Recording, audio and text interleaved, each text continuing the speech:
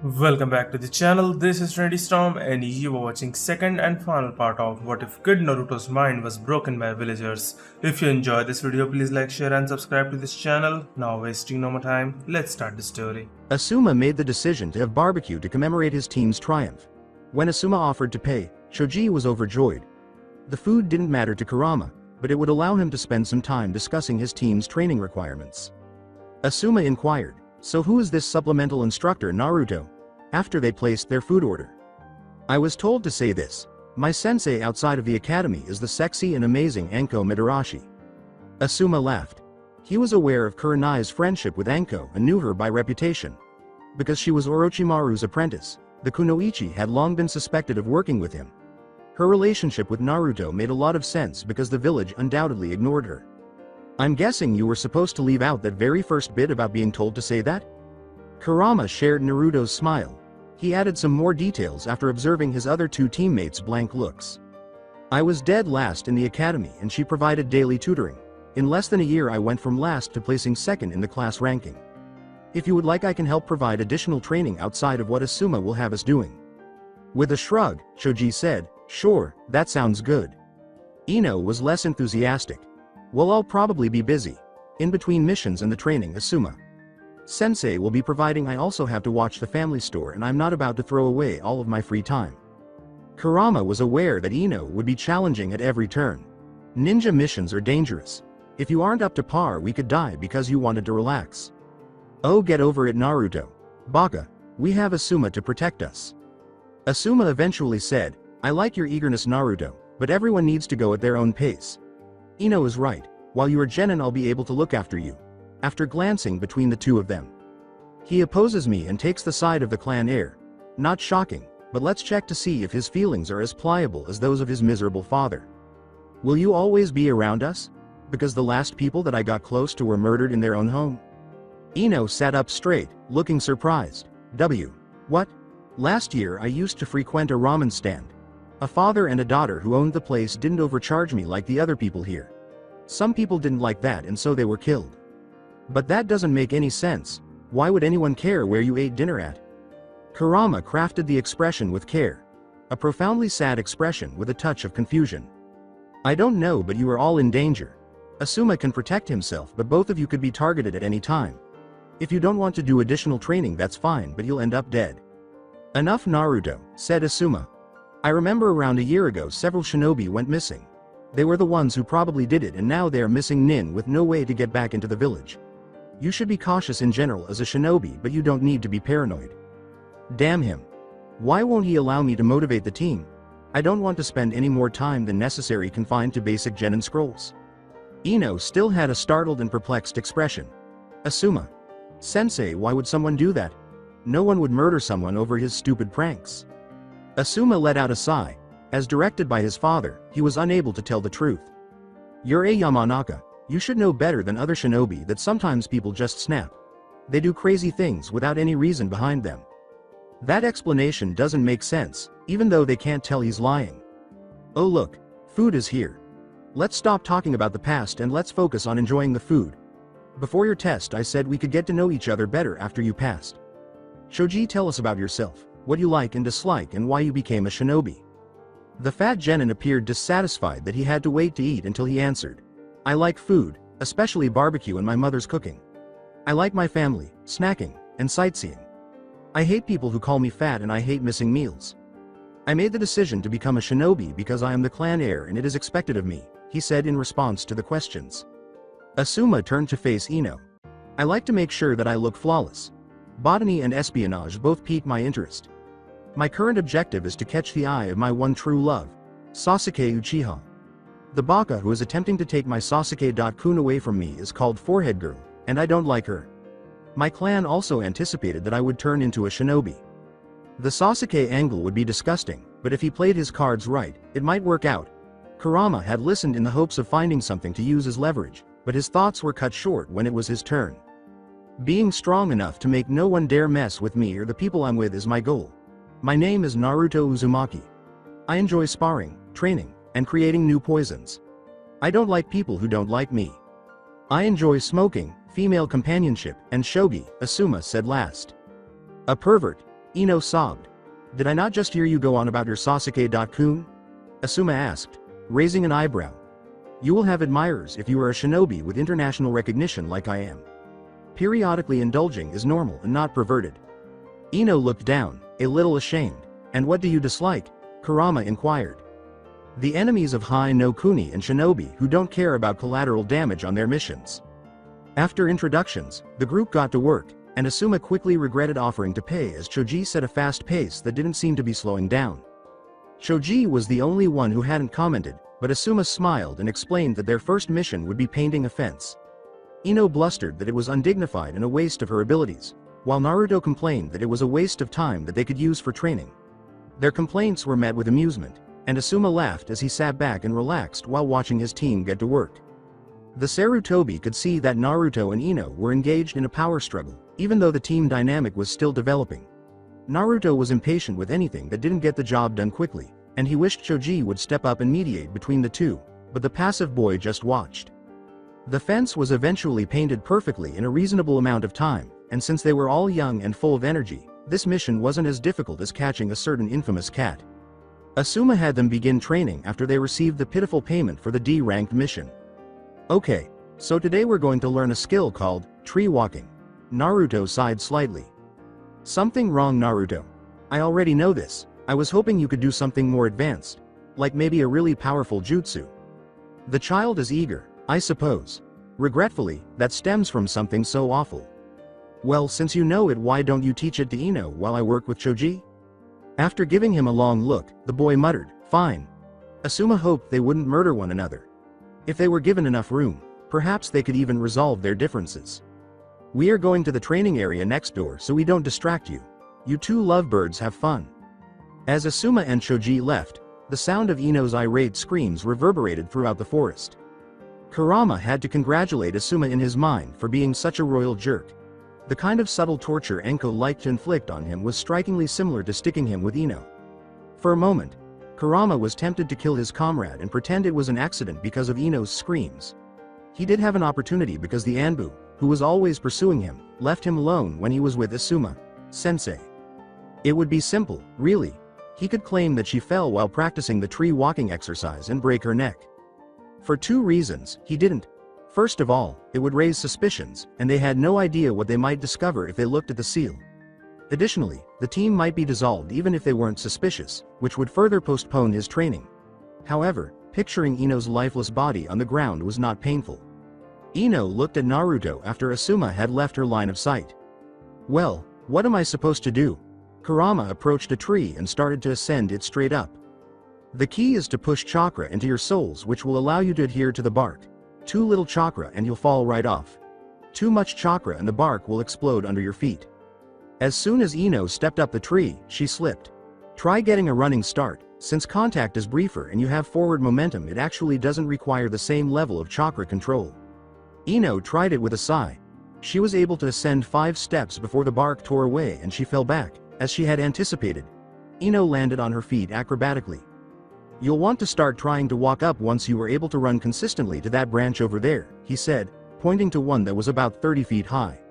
Ino set about working on it. When he learned the exercise, Kurama had to acknowledge that the girl's base chakra control was superior to his own. He needed more time to reach her level of progress.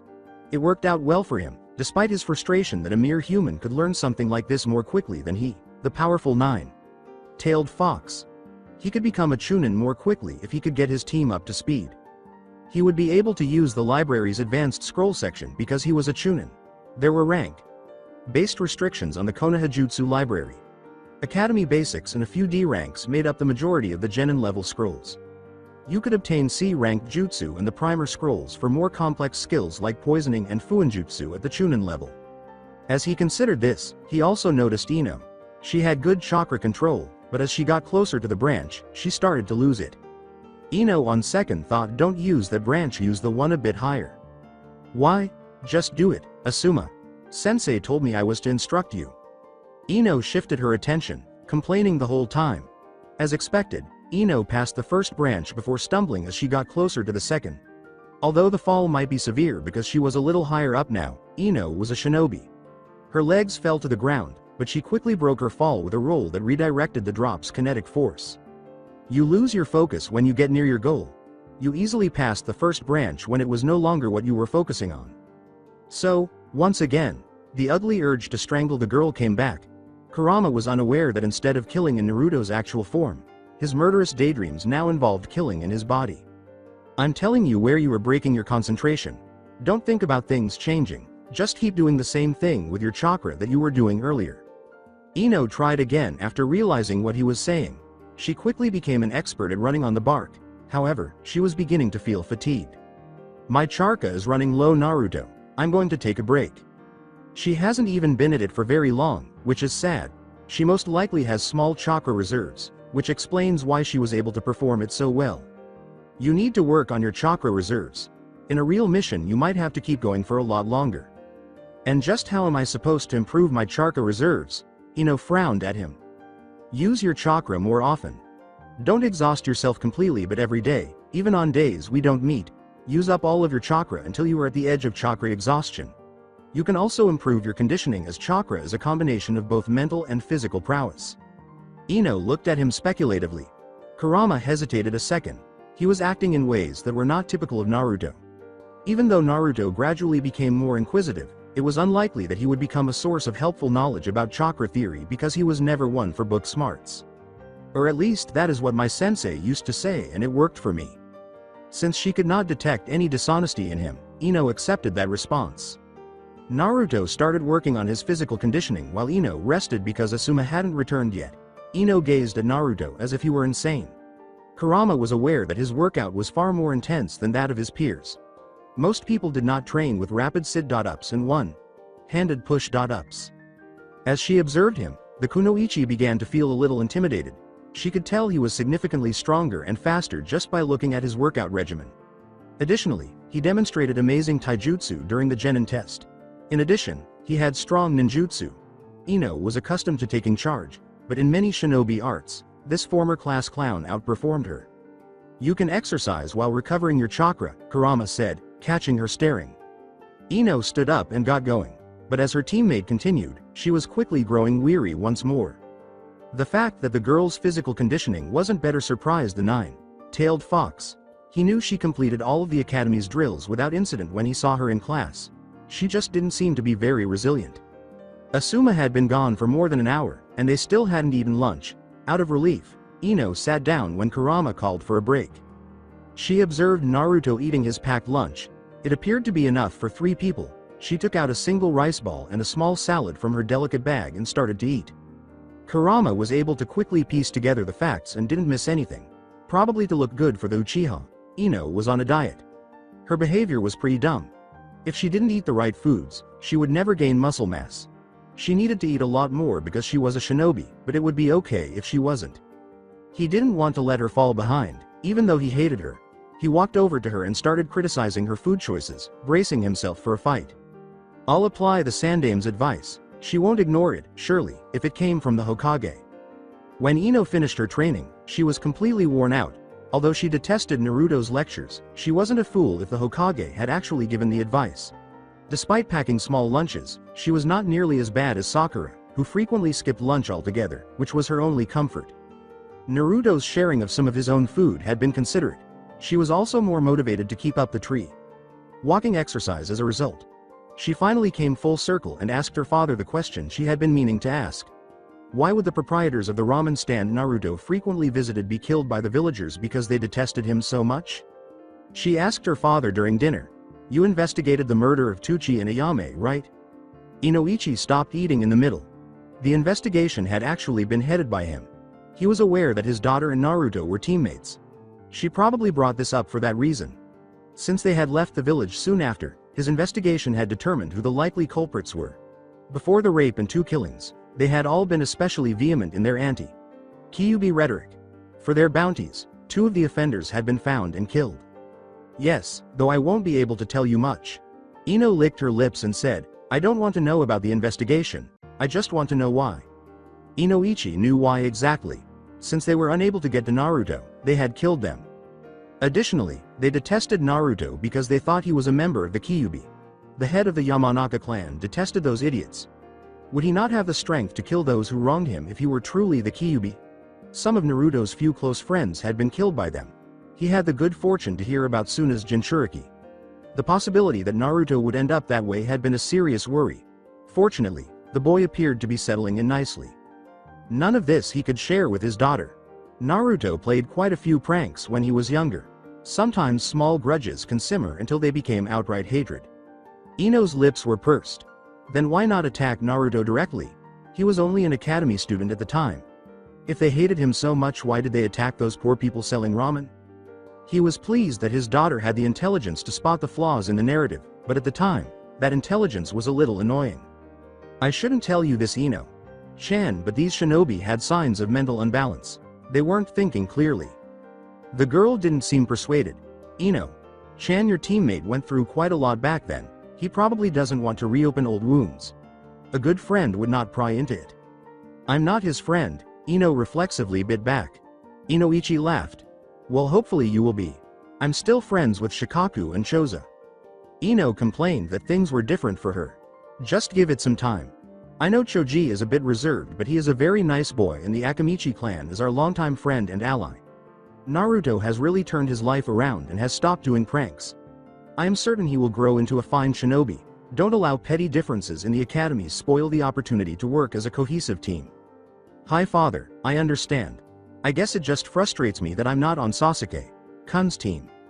His daughter's fixation on the Uchiha child did not sit well with Inoichi.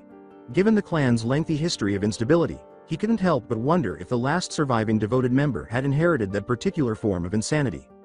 Ino's dad chuckled. Well, Shikaku says his son is enjoying it, which means you probably would be hating it right about now. Ino was curious about the true state of Team 7. After being initially let down, Shikamaru quickly became extremely happy. He got to spend hours each day lounging and gazing up at the clouds. It was pleasant and soothing.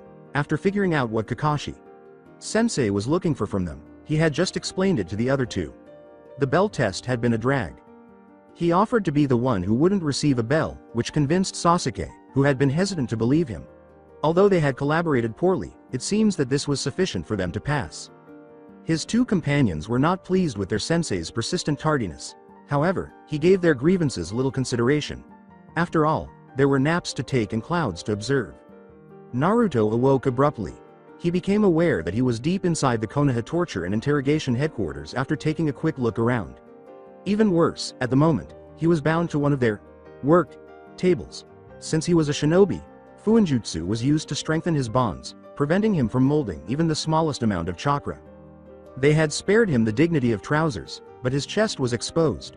What brought him here?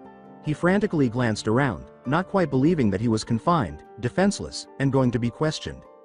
To his immense relief, Anko entered through the open door. Thank God you're here, Anko. Sensei, get me out of this situation. Her expression was sorrowful as she slowly shook her head. Naruto, how could you? You betrayed the village, but how, betray me? Naruto's gaze expanded. What, Anko? Sensei, the village would never be betrayed by me. This is an error. You are aware of how much the villagers despise me if someone told you something. Most likely, they made it up. Anko gave a headshake. Ibiki was supposed to handle this, but the Hokage wanted me to do it myself. Naruto, the evidence is so strong that there is no room for doubt. You allowed the intruders to enter. You shared village secrets. Nobody questions what you did. No, never would I do that. Please believe me, Anko, Sensei. She disregarded his desperate pleas. However, we are unaware of your collaborators. I've got to find out that. Naruto.kun, why you betrayed the village makes sense to me. I am aware of how challenging it was to cope with the animosity of the villagers. You simply lacked the strength to let it go. I'm to blame. You weren't taught to be strong by me. You will tell me what we need to know, and I sincerely apologize for having to do this to you, but I am a devoted shinobi.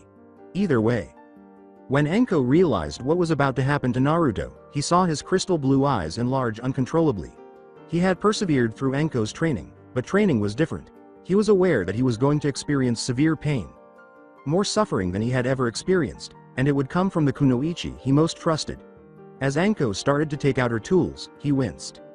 On a smaller secondary table within Naruto's field of vision, knives, needles, hooks, matches, pliers, and a variety of other horrifying tools were being placed. Naturally, it was a step in the process. Naruto started rambling. No, Anko. Sensei, don't treat me like this. I'm not guilty. I would never turn on you. Don't think about the village. I would never turn on you. Ignoring his anguish, Anko completed removing her instruments and a few tiny vials. 2 of them were familiar to Naruto, but the other 3 terrified him to no end. He was clueless about what they were. Mitarashi filled one of the unidentified vials with the contents of a syringe. Desperate to break free, Naruto writhed and thrashed in his restraints. He bucked, trying with all his strength to tear the taut shackles that bound him. His efforts were in vain, and as the needle sank into his arm and pumped something into his veins, all he could do was scream in terror. Naruto, that won't harm you, it only heightens your senses. Naruto took a big swallow.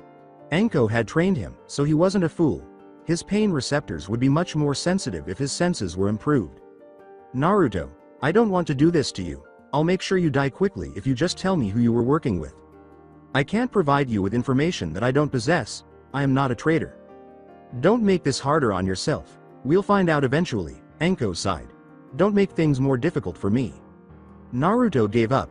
He was emotionally devastated by the thought that his own sensei would have to perform his torture, but he was also horribly afraid of the horrifying agony he would undoubtedly soon be going through.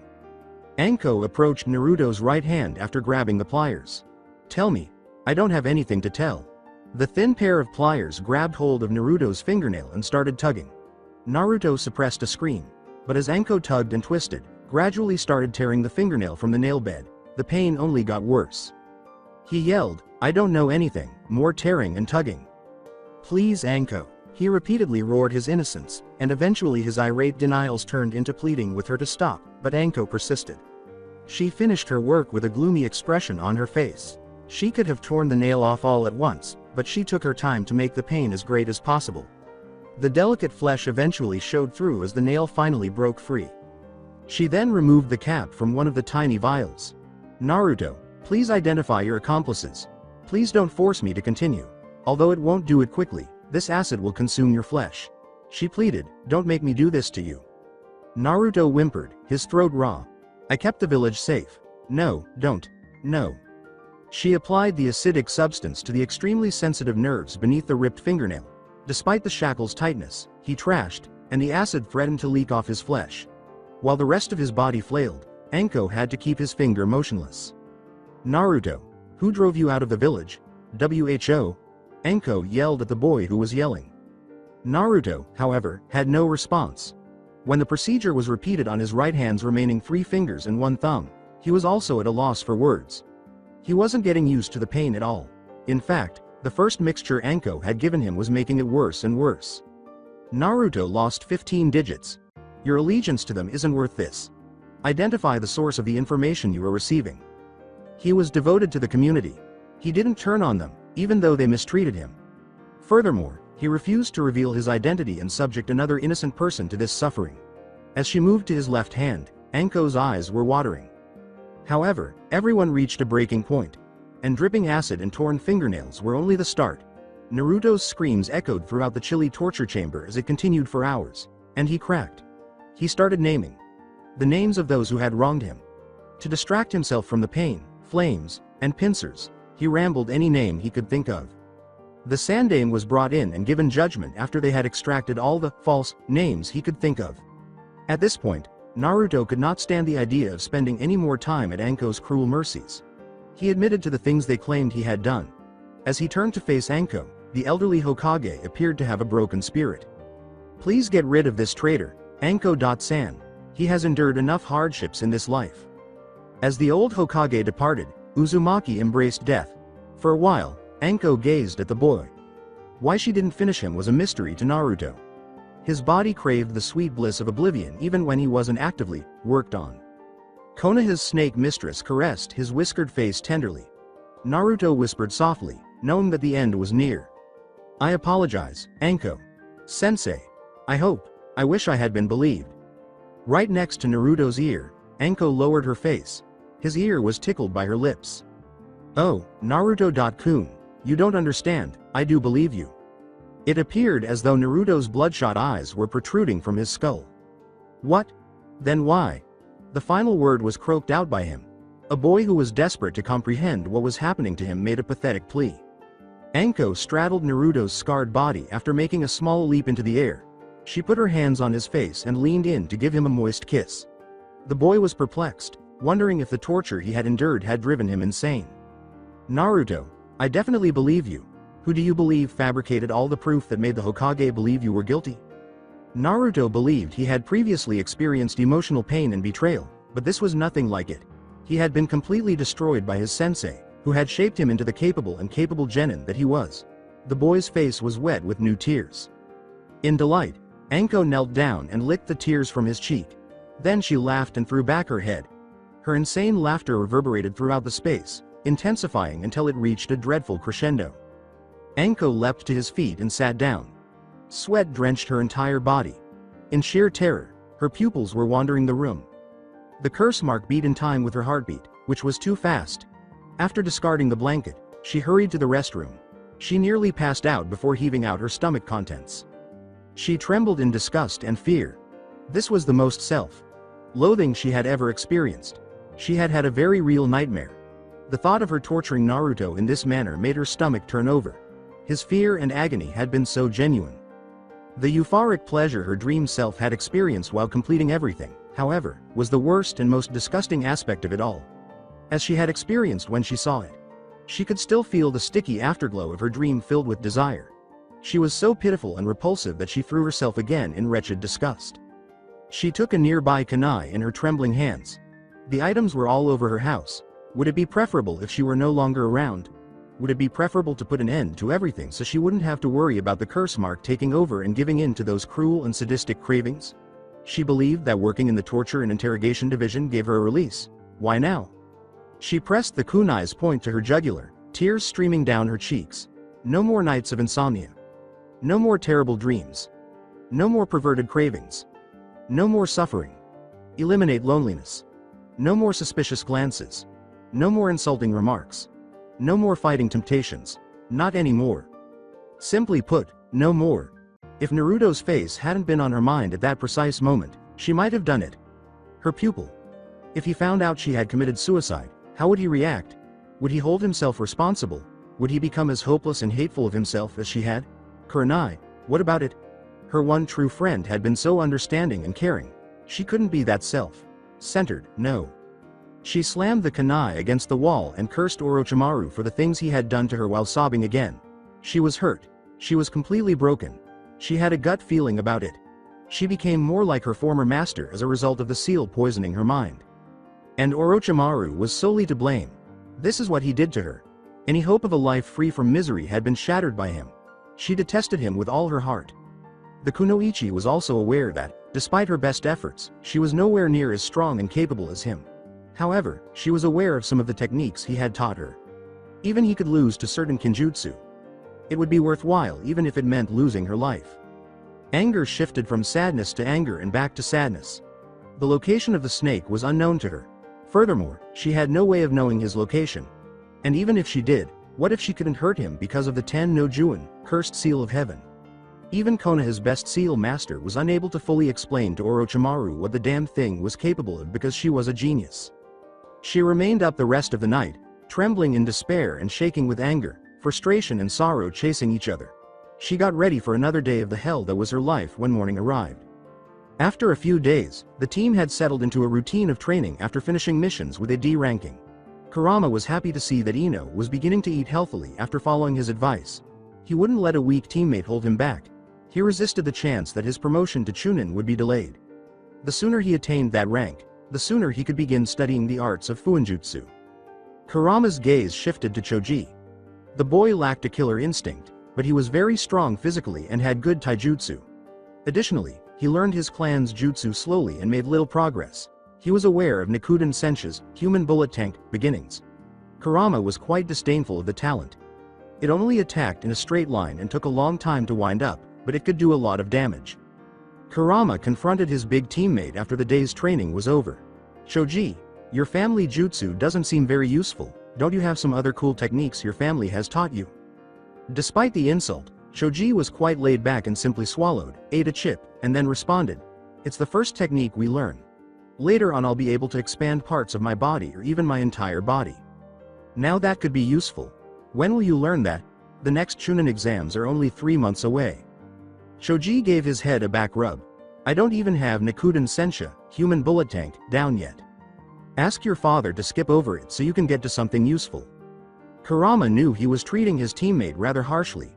It was made possible by the boy's passive disposition, and until he advanced to the next shinobi rank, he required these pitiful people. I don't know, either that or get something else going for you. Does your clan have any other techniques? Yes, but I'm not supposed to share. Kurama became more and more intrigued. I'm your teammate. What if it is something that will save us from death and we don't know you have it? We should all know each other's abilities. Didn't Asuma Sensei say that a team should trust each other? There was no way the bigger boy could contest that. He could have been reassured that it was acceptable to withhold information if Ino or Asuma had been present. However, it was challenging to gather resistance without them present. He enjoyed following the current. Shoji complied with Shikamaru's request to observe clouds. Shoji complied with Kiba's request to skip class. To put it simply, he was a natural follower who was extremely laid back and loyal. As a result, he essentially followed Kurama's instructions. All right, but don't go spreading it around. My family has a secret medicine called Sanshoku no Ganiaku, 3 colored pills. What do they do? Kurama asked with a questioning gaze. They work like a soldier pill but on a whole different level. Each pill gives you more of a power boost, but they have increasing consequences. The final one is said to give you a 100 times your normal strength and power but will kill you afterwards. The notion of a pill that would give its user 100 times their normal strength and power was mocked by the nine-tailed fox. That claim likely contained a good deal of fiction. In reality, how frequently was this last pill used by the Akamichi clan? They could kill a Kage or even threaten a Biju if they were actually given that much power. Kurama had never heard of a Kage being killed by an Akamichi. There is a grain of truth to legends. It would still be strong even if it gave its user 10 times their typical strength. Do you have these colored pills on you? Shoji gave a headshake. No, I don't. I haven't been issued them.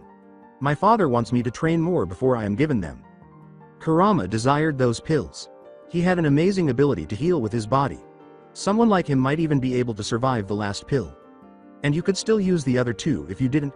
Maintaining his disguise would depend on having an ace in the hole that would not require him to shed his host in the event of actual danger. Shoji, I'd like to examine one of those pills. I've learned a lot from Anko Sensei about poisons and antidotes. Maybe I can figure out a way to minimize the side effects. The idea that a person with less than a year of poison training could reduce the side effects more successfully than a whole clan that was an expert in their use was a blatant lie. Nevertheless, Kurama showed no signs of dishonesty, and Shoji believed his allies. He was believed by the Akamichi heir, but that was insufficient. He was aware that letting an outsider examine the makeup of a crucial component of their secret weapon would greatly enrage his clan. I can't do that, Naruto. Why not? What if you took the final pill and you ended up dying? Would your clan really want that instead of seeing if there was a way to make the pill safer? Although Shoji took a while to become enraged, Kurama could tell the Akamichi clan member was approaching.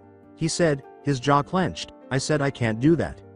For the time being, Kurama chose to retreat. He raised his hands in a gesture of appeasement. Hey, no problem, Shoji. I just wanted to know about your cool clan jutsu and see if it could benefit the whole team. Suddenly, the rage of Shoji was forgotten. He's such a jerk. They fought back and forth for a while. Even though Ino had not participated in the additional training sessions that Kurama conducted, his teammate would simply shrug and accept the recommendation. The bigger boy's taijutsu had significantly improved thanks to the nine-tailed fox. They mostly focused on speed and accuracy because he was too slow and solid for a genin. He will be prepared for the tests. However, the blonde needs some work. Asuma rarely talked to his father. The two remained distant from the uprising in Asuma. The old man would barely have time for it even if I wanted to. That night, their meeting was solely focused on business. He needed to discuss Naruto with the Sandame. The elderly Sarutobi looked up as he walked into the Hokage's office. Asuma-kun, what brings you here? Gazing at his father, he lit his cigarette. Stress and time had worn him down. The man was thinner and lacked the dynamic presence that one would expect from a Kage, but his voice was confident and his gaze remained steady. I want to talk to you about Naruto. The elderly man laughed. Are he and the young Yamanaka fighting? I suspected as much. Asuma sighed. No, well, They are bickering, but they work through the D ranks easily enough. At first they both tried to take charge until Naruto finally got her to agree to switch off. Now they breeze through them easily. Even caught the little demon cat without any problems. The Hokage waited for his son to continue, saying, "I see. Naruto is almost the perfect shinobi. He already has the skills of a chunin. He's dedicated to improving his abilities. He trains to the brink of doing damage to himself and then stops. The kid even tries to help out his team with supplemental training. Shoji's taijutsu has improved considerably and I can't take credit for it. The boy isn't petty, he follows orders, and even when he bickers with Ino-chan he doesn't cross any lines." Hiruzen signaled Asuma to go on after taking a drag from his own pipe. The younger Sarutobi exhaled. The kid is convinced he can't make any friends or get attached to anyone. He won't admit it, but he's terrified that something will happen to anyone he gets close to. He has no hobbies. Not a single damn one. His entire life is consumed with getting stronger. The Hokage cast a sorrowful glance down. The village has done him a great wrong. We have done this to him. First in ostracizing him, and then with the murder of the only 2 civilians who cared for him. Is it any wonder he is scarred? Even his own personal sensei abused him. Asuma's cigarette fell out of his mouth and his jaw fell. What? A training exercise is what she called it, with fire thistle. Asuma shuddered a little. The T&I department was known for using that poison. You weren't playing around with it. He could understand the rationale behind exposing a poison user to it, but it must have been extremely difficult for a child to go through that. 4 full doses. Asuma was furious now. That was pitifully unkind. He witnessed the use of poison during interrogation while he was a member of the Shugonin Junishi, 12 Guardian Ninja. In less than an hour, the defenseless Chunin had crumbled under the strain. What the hell was she thinking? That is a good question. She attempted to defend herself, saying that it was the same way she was taught by her sensei.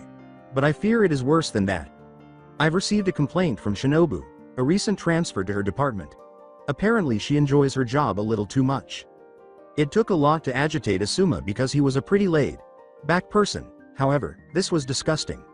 It was wrong on many levels to hand over a child who was already damaged to a sadistic bitch. Now I need to ask what you were thinking. Why was she still allowed to associate with him? He said, his jaw clenched. The aging shinobi sagged a little. Because removing her would have punished Naruto for her actions. Other than me, Anko is the only other person Naruto truly cares for. And he only allowed himself to care for her because he is convinced of her strength. He had no one else. With disgust, the bearded Jonin shook his head. Having to cope with Sasuke and all of the suppressed trauma from the Uchiha massacre, he had felt sorry for Kakashi. He now believed that the prodigy with the silver hair had gotten the better deal. Kurenai's team is at least fairly typical. She shouldn't have been forced to put up with all of this nonsense. Then Asuma had another thought. What the devil is Kurenai's friendship with Anko? Is she aware of how completely screwed up she is? He put that idea away for later and went back to the discussion. Any idea where I go from here with him?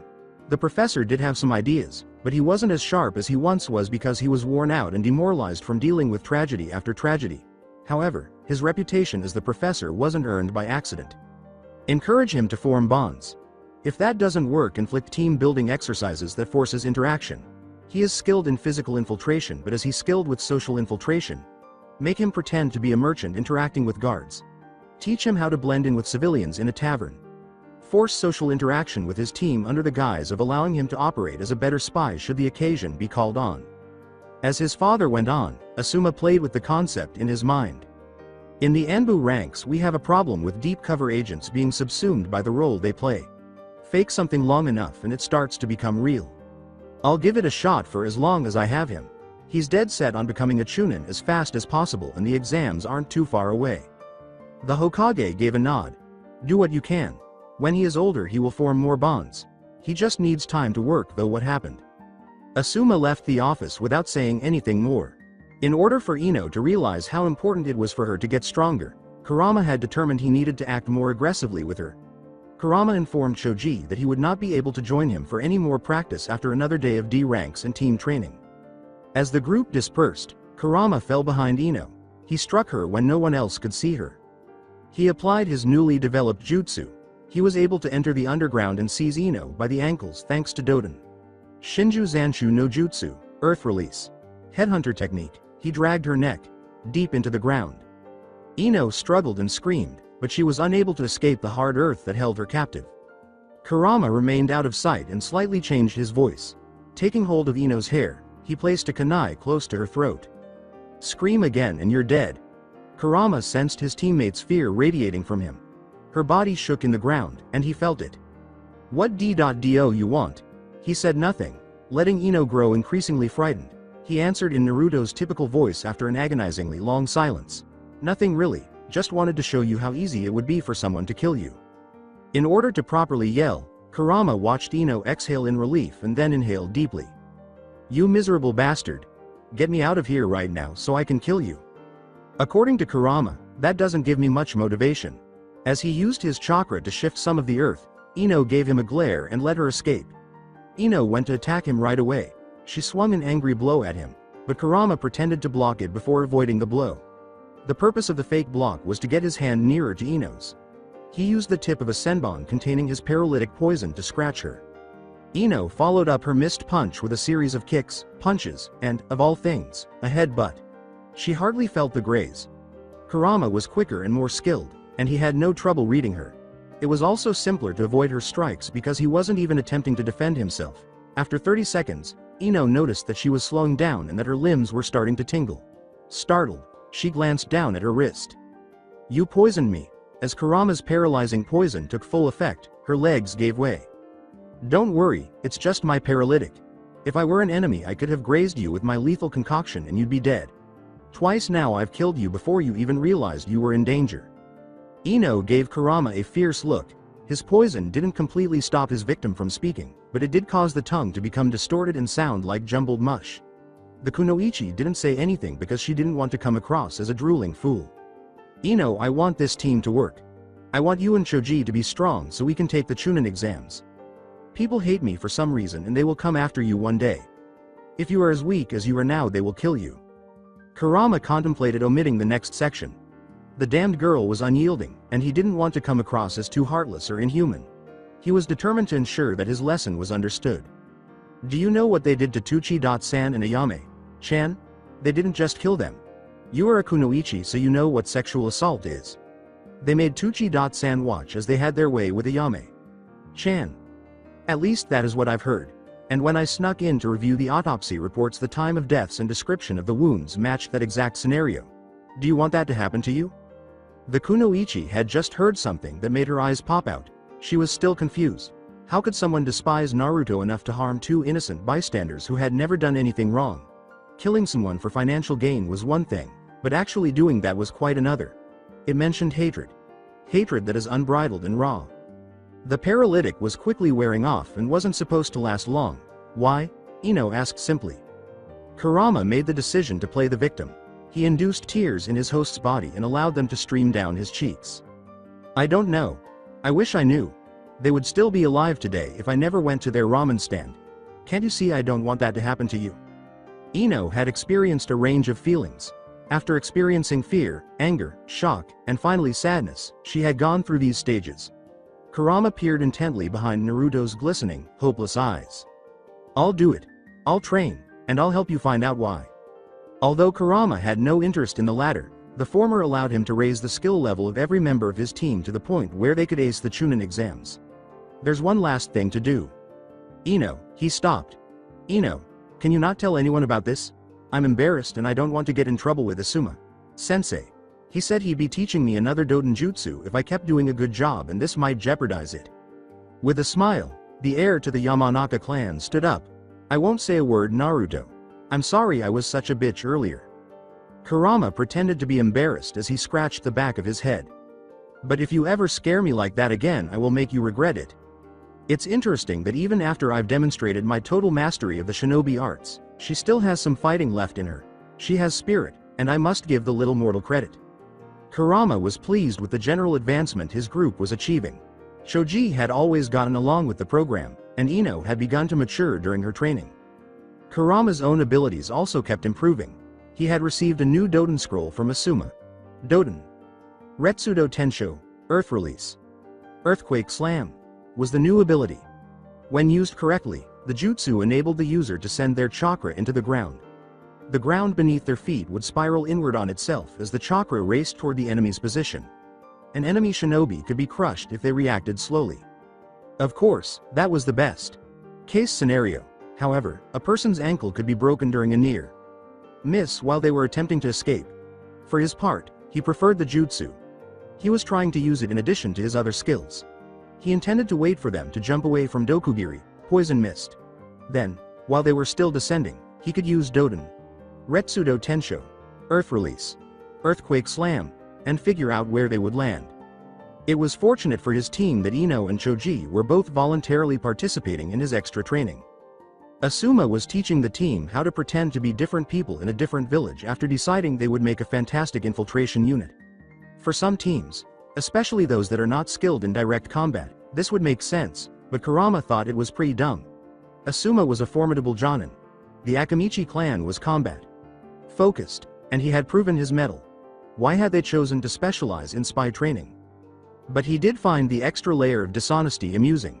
As part of Sarutobi's training, he was now posing as Naruto, who was posing as someone else. He was annoyed by the waste of time and the overall lack of intelligence that the entire situation exuded. However, he did his part because Asuma was risking a C-ranked mission if they made enough progress. Their sensei left them on their own after yet another day of ineffective social infiltration training. Kurama concentrated on speed, evasion, and taijutsu. Because genin candidates needed a full team to compete, survival was crucial.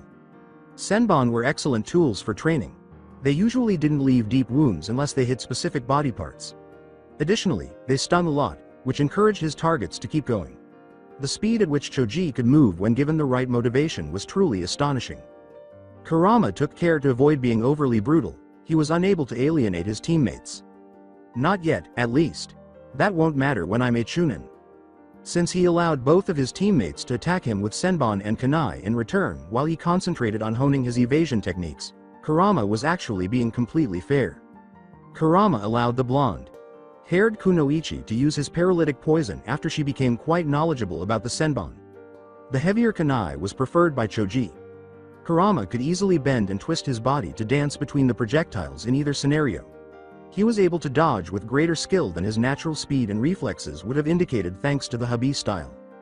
Following several hours of consistent training, Kurama commanded a stop. Soon we'll be the best team in Konoha, believe it. Breathlessly, the two nodded their agreement. Kurama made the decision to attempt to extract more from Choji once more. Choji, I'd like to see how good you are at dodging when you use one of your special food pills. There was a sigh from the big genin. Naruto, I can't. We don't use the pills like that outside of our clan compound. Please stop asking about it. Stubborn brat. Who would have guessed that beneath all of his puff, the marshmallow had a spine? Kurama dropped the matter. His team was collaborating much more effectively, so it didn't seem prudent to take a chance. He also deduced from Choji's body language that he would need to use force to extract anything from him. Asuma was en route to Kurenai's date. The two were attracted to each other, and if Asuma was lucky, their relationship would be developing nicely that night. His team had earned their C-ranked mission, so it was a wise choice, but he would still be irritated to be away from the village for a few weeks. He recalled the 2 weeks he had spent training his team in a modified manner. Observing the team dynamic was fascinating. Like a duck to water, Ino adapted quickly. She could play several parts convincingly and had a natural talent for acting. Surprisingly, Naruto was also skilled at it. It's challenging to read him. I'm still not sure whether he liked it or not. Sometimes he acted with barely controlled anger, but other times I saw a flash of laughter as if he knew a joke no one else did. Although I am aware that he would have liked more hands. On training, he performed admirably. When he assumed a role, he adapted to it with ease. Unfortunately, Choji had performed poorly. He had a very hard time lying to people and showed his feelings through his actions. He would have needed to use him as muscle or purposefully give him false information to confuse the enemy if they had been a clandestine team. In any case, the intention was to encourage Naruto to express himself and build relationships with others. Asuma would be hard pressed to claim that he had true loyalty for his two teammates, despite the fact that he did appear to have a better relationship with them. We might be fortunate enough to encounter some bandits. After all, bonds can be formed through danger. I have other things I want to be thinking about, so I need to stop thinking about them. Asuma lived close to Kurenai's house. He caught a glimpse of Anko leaving Kurenai's apartment, and he gave her a fierce look as she left. She had treated Naruto cruelly, and her actions were more appropriate for Kirigakure than Konohagakure. Perhaps worse because she was only seeking an excuse, and at least they had a reason for their particular brand of cruelty. As Asuma continued to think about Mitarashi, Kurenai answered the door when he knocked. "What's wrong?" Startled, Asuma looked up and grinned, saying, "Sorry, I was thinking about something else." "Wow, you look great, and the reservations have been made." As they walked to one of the more upscale eateries, Kurenai smiled and let him take her arm. During the meal, the two spent time together, enjoying each other's company. When the topic of Naruto was brought up, they were each telling stories about their teams. And that reminded Asuma of Anko again. That kid has been through a lot. The deaths of two of the few people in this village who gave a damn about him nearly broke him. Then he gets stuck with a psycho sensei from hell. Kurenai dropped her chopsticks, interrupting him. "Excuse me." She took him from the class dobi to almost the top of his class. She's a miracle worker. Asuma tightened her jaw. "Do you know what she did to him?" "So he got roughed up a little bit. If it had been anyone else there wouldn't have been a problem. But because it was Anko she got punished." Asuma gaped in surprise at his date. It was unbelievable to him that Kurenai had this thought. Although he was aware that her father had lost his life in battle against the Kyuubi, he had never thought she would point the finger at Naruto rather than the damned fox. Get some perspective, she's a menace. Kurenai eagerly anticipated her date with Asuma. He was regarded by the Jonin as a sort of legend. The Hokage's son, a member of the Shugonin Junishi, 12 Guardian Ninja, had a large bounty on his head and a rugged charm that captivated her. After Anko arrived, they had a lengthy conversation during which Anko made lewd suggestions that made the recently minted Jonin a little uncomfortable. "Stop it already, just go, he'll be here soon. I'll tell you everything afterwards." Anko left, and Asuma knocked on the door shortly after. When Kurenai opened it, Asuma was frowning. Asking, "What's wrong?" After a moment of surprise, Asuma regained his composure and grinned. "Sorry, I was thinking about something else." "Wow, you look great, and the reservations have been made." Kurenai was happy with the selection of eateries. Asuma obviously believed she was valuable enough to go somewhere nice. The topic of discussion shifted to their prospective teams as they were eating. Kurenai liked to discuss her genin. It was beneficial to bounce things off a more seasoned jonin because this was her first team. Kurenai wanted to know how Anko's former pupil was doing when the conversation shifted to Asuma's team. "That kid has been through a lot. The deaths of two of the few people in this village who gave a damn about him nearly broke him. Then he gets stuck with a psycho sensei from hell." Kurenai was indignant. He's calling her psychotic? Anko received a lot of suspicious glances from both shinobi and bystanders. She never imagined, however, that Asuma was among the jerks who were blind to Anko's cunning sensei. He ought to be appreciative of her amazing work with Naruto. However, he is unable to see past his own mistrust and suspicion to recognize her accomplishments. "Excuse me." She took him from the class dobi to almost the top of his class. She's a miracle worker. She noticed Asuma's jaw tighten. "Do you know she did to him?" She was aware of what had occurred, of course. Anko had apologized profusely, but she had become a little rough. Additionally, she was forced to perform months of D ranks because she was Anko and thus mistrusted. If it had been any other sensei, they most likely would have been dismissed with a slap on the wrist and a grandfatherly warning from the Sandame, but she was training a shinobi for Kami's sake. So he got roughed up a little bit. If it had been anyone else there wouldn't have been a problem. But because it was Anko she got punished. Asuma gaped at her, and she became enraged. "I suppose he was unaware of my friendship with her. He appears astonished that another shinobi would stand up for Konoha's snake bitch. What a bastard. Get some perspective, she's a menace." The final straw was that. Kurenai glared at her date as she suddenly got to her feet. This was a mistake. "Don't ask me out again." More irate than she had been in a long time, she walked stiffly away. The speed at which Kurenai returned startled Anko. Kurenai answered her door when the snake summoner knocked. What happened? Kurenai took a few moments to look at her friend before responding. He was a pig. Sorry, I don't have anything interesting to report, but I'm done with him. What did he do? Anko asked, her eyes narrowing. Glancing away, Kurenai said, I don't want to talk about it. Despite her intense curiosity, Mitarashi didn't want to offend her one and only friend. Rather, she agreed to it. You can be real boring sometimes, but fine, I'll let it go. Hey, want to get some energy out in one of the training fields? After receiving a nod from her friend, they went outside to release some tension. In the morning, Asuma assembled his group and reported to the village gates. Yes, they could have left the previous afternoon, but their client was intoxicated at the time, and he had a date. They had been hired by a bridge builder named Tizuna. On his way back to Nami no Kuni, the man apparently worried about bandits. Since the man was getting older and traveling alone could be risky, it wasn't a pointless concern. He would undoubtedly sleep better now that he had a shinobi team by his side. Kurenai's irrational hatred of Naruto still made the Jonin very angry. To be honest, he had hoped for more from her. He should not allow it to divert him, though, because a mission was a mission. He had to monitor his team to ensure that he caught any mistakes they made, which was equally important. Ino was eager to explore more of the globe. She had put in a lot of training with Naruto and Choji. Even though she missed her free time, she was aware of how much better she had become. New fashions also came with a new land. Although Nami no Kuni was reportedly impoverished, she was sure they would have some intriguing stores. She would buy anything she couldn't find in High no Kuni with her D-ranked mission pay. On his first real mission, Choji was a little anxious about leaving High no Kuni. In his view, D ranks had no value, even if they were useful. He ran his fingers over the pouch beside him. The Sanshoku no Ganiaku, 3 colored pills, and a strict warning not to use anything other than the spinach pill were given to him by his father. He was aware that if Naruto discovered he was carrying the pills, he would be uncontrollable. Choji rarely firmly rejected anyone, much less a teammate, but these were clan secrets. By disclosing the information he had erred. As the obedient son that he was, he informed his father about Naruto's fascination with the pills.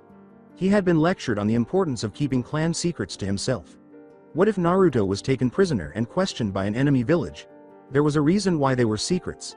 It is true that the Nara and Yamanaka clans, who have been their longtime allies, were aware of the pills, but their alliances dated back many generations.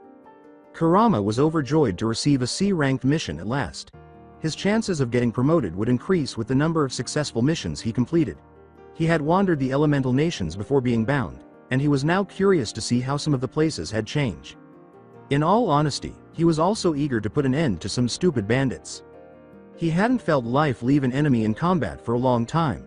He would take what he could get, even though he didn't think it would be as fulfilling as doing it in his true form. Following this mission, there would be a few more training weeks, possibly another mission with a C ranking, and then the Chunin exams. His team would not stand in his way because he had pushed them. Upon becoming a Chunin, he was able to concentrate on Fuinjutsu. Kurama was the first to realize that 2 shinobi were ambush, waiting for them because of his enhanced senses. He didn't know much about their abilities based on the fact that they didn't have much chakra. A taijutsu expert may possess the abilities of a jonin and the chakra of a genin. Alternatively, one could possess the jonin's chakra but a genin's abilities, which was precisely what his host had been before he had taken control.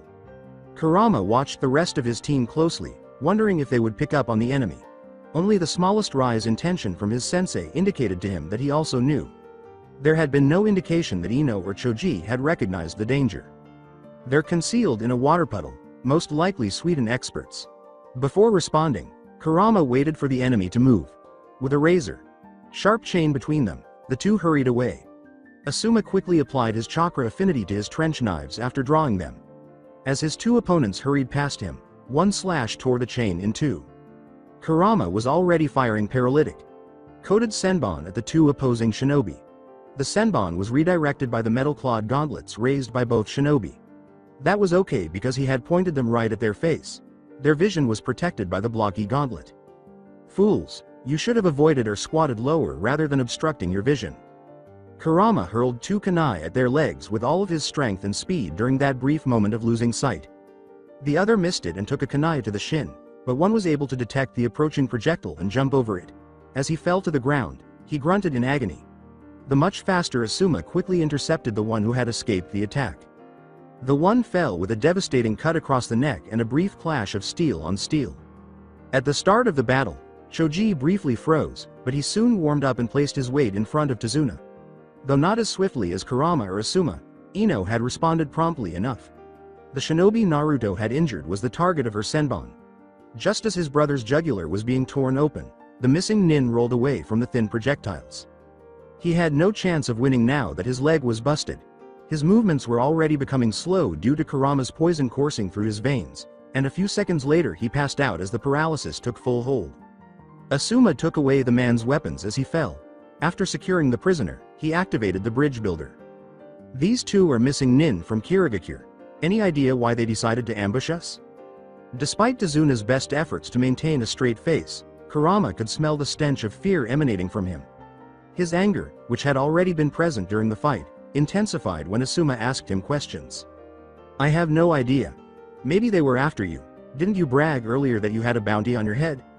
Asuma, obviously not believing his story, expressed some intention to kill. "There is good money in luring out shinobi to get ambushed. Were you working with them? Grab a couple of clan kids for ransom and collect on my bounty?" "What?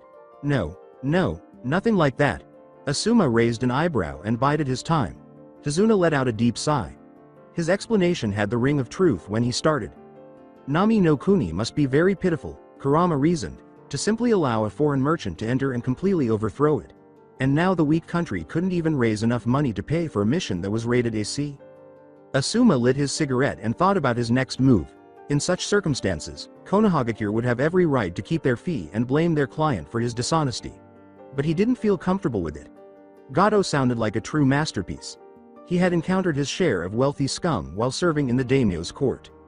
"Normally we would return to the village and you'd be out your fee, but I'll let my team decide what we do. Since the client lied, you'll still get paid, however it won't be listed as a successful C-ranked mission on your records." Kurama did a quick analysis of the situation. Even though Choji seemed moved by Tazuna's troubles, he couldn't give a damn. They would, however, be unquestionably prepared for the Chunin exams if they succeeded in finishing the mission despite shinobi opposition. Additionally, it would provide Ino and Choji with additional hands-on experience on the battlefield. Naruto spoke up with enthusiasm, and Asuma grinned. "We should help them, Asuma." "Sensei," Kurama said without providing further context. Ino shrugged and Choji gave a firm nod.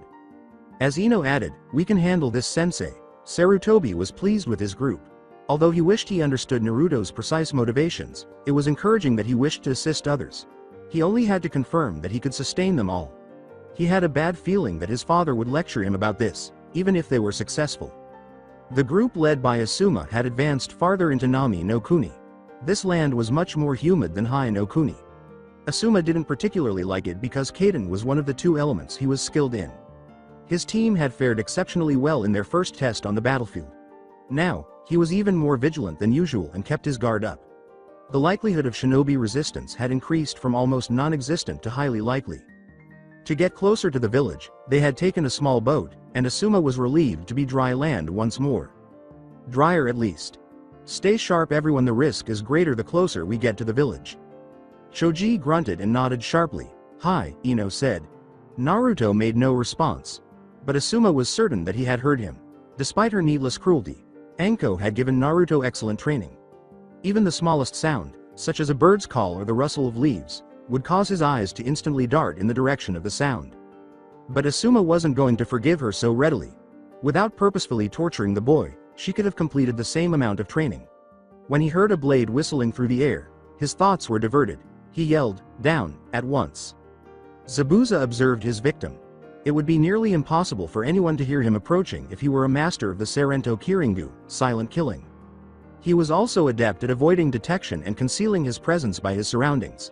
He could, of course, also forcefully reduce his chakra presence to a trickle. Only a very good sensor or a dojutsu practitioner could find him. Given the measures he had taken to hide his scent and remain downwind, it would be difficult for even an Inuzuka to find him. He knew who Asuma was. The man was the Sandaime Hokage's son, and he had a huge bounty on his head. The stupid bridge builder's hiring of a team with such a prize bounty had been a lucky break.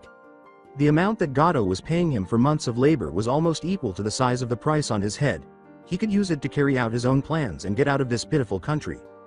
All he needed to do now was pick it up. Asuma was accompanied by 3 brats who, given their age, were most likely a genin team. The 2 blondes lacked any clan markings, so the fat one was probably an Akamichi. They probably wouldn't pose a significant threat in any case. More significantly, he believed that the gentle teachings of the Konoha village might even cause Asuma to put himself in danger in order to protect his charges. He took a small step forward, stalked toward them until they were within range, and then swung his blade in an arc to sever them all. Their stalker impressed Kurama. He would not have been able to physically detect him if it weren't for his Biju sense. He also became aware, at the very edge of his awareness, that there was more than one stalker. Another shinobi was hanging farther back. As of yet, my team has not detected them. If I issued a warning before Asuma noticed them, it would be questioned. Kurama said nothing and carried on. Choji was a short distance ahead of him, and Ino was beside him. The shinobi kept approaching until he was within 50 feet. He must be a Jonin because he hasn't revealed anything that the physical senses could detect. Since Kurama was already aware of their presence, he was on high alert and could hear the blade's whistle as it sailed through the air. Down, Asuma yelled a moment later. Already on the move, Kurama threw Ino to the ground. For Choji and the bridge builder, Asuma did the same.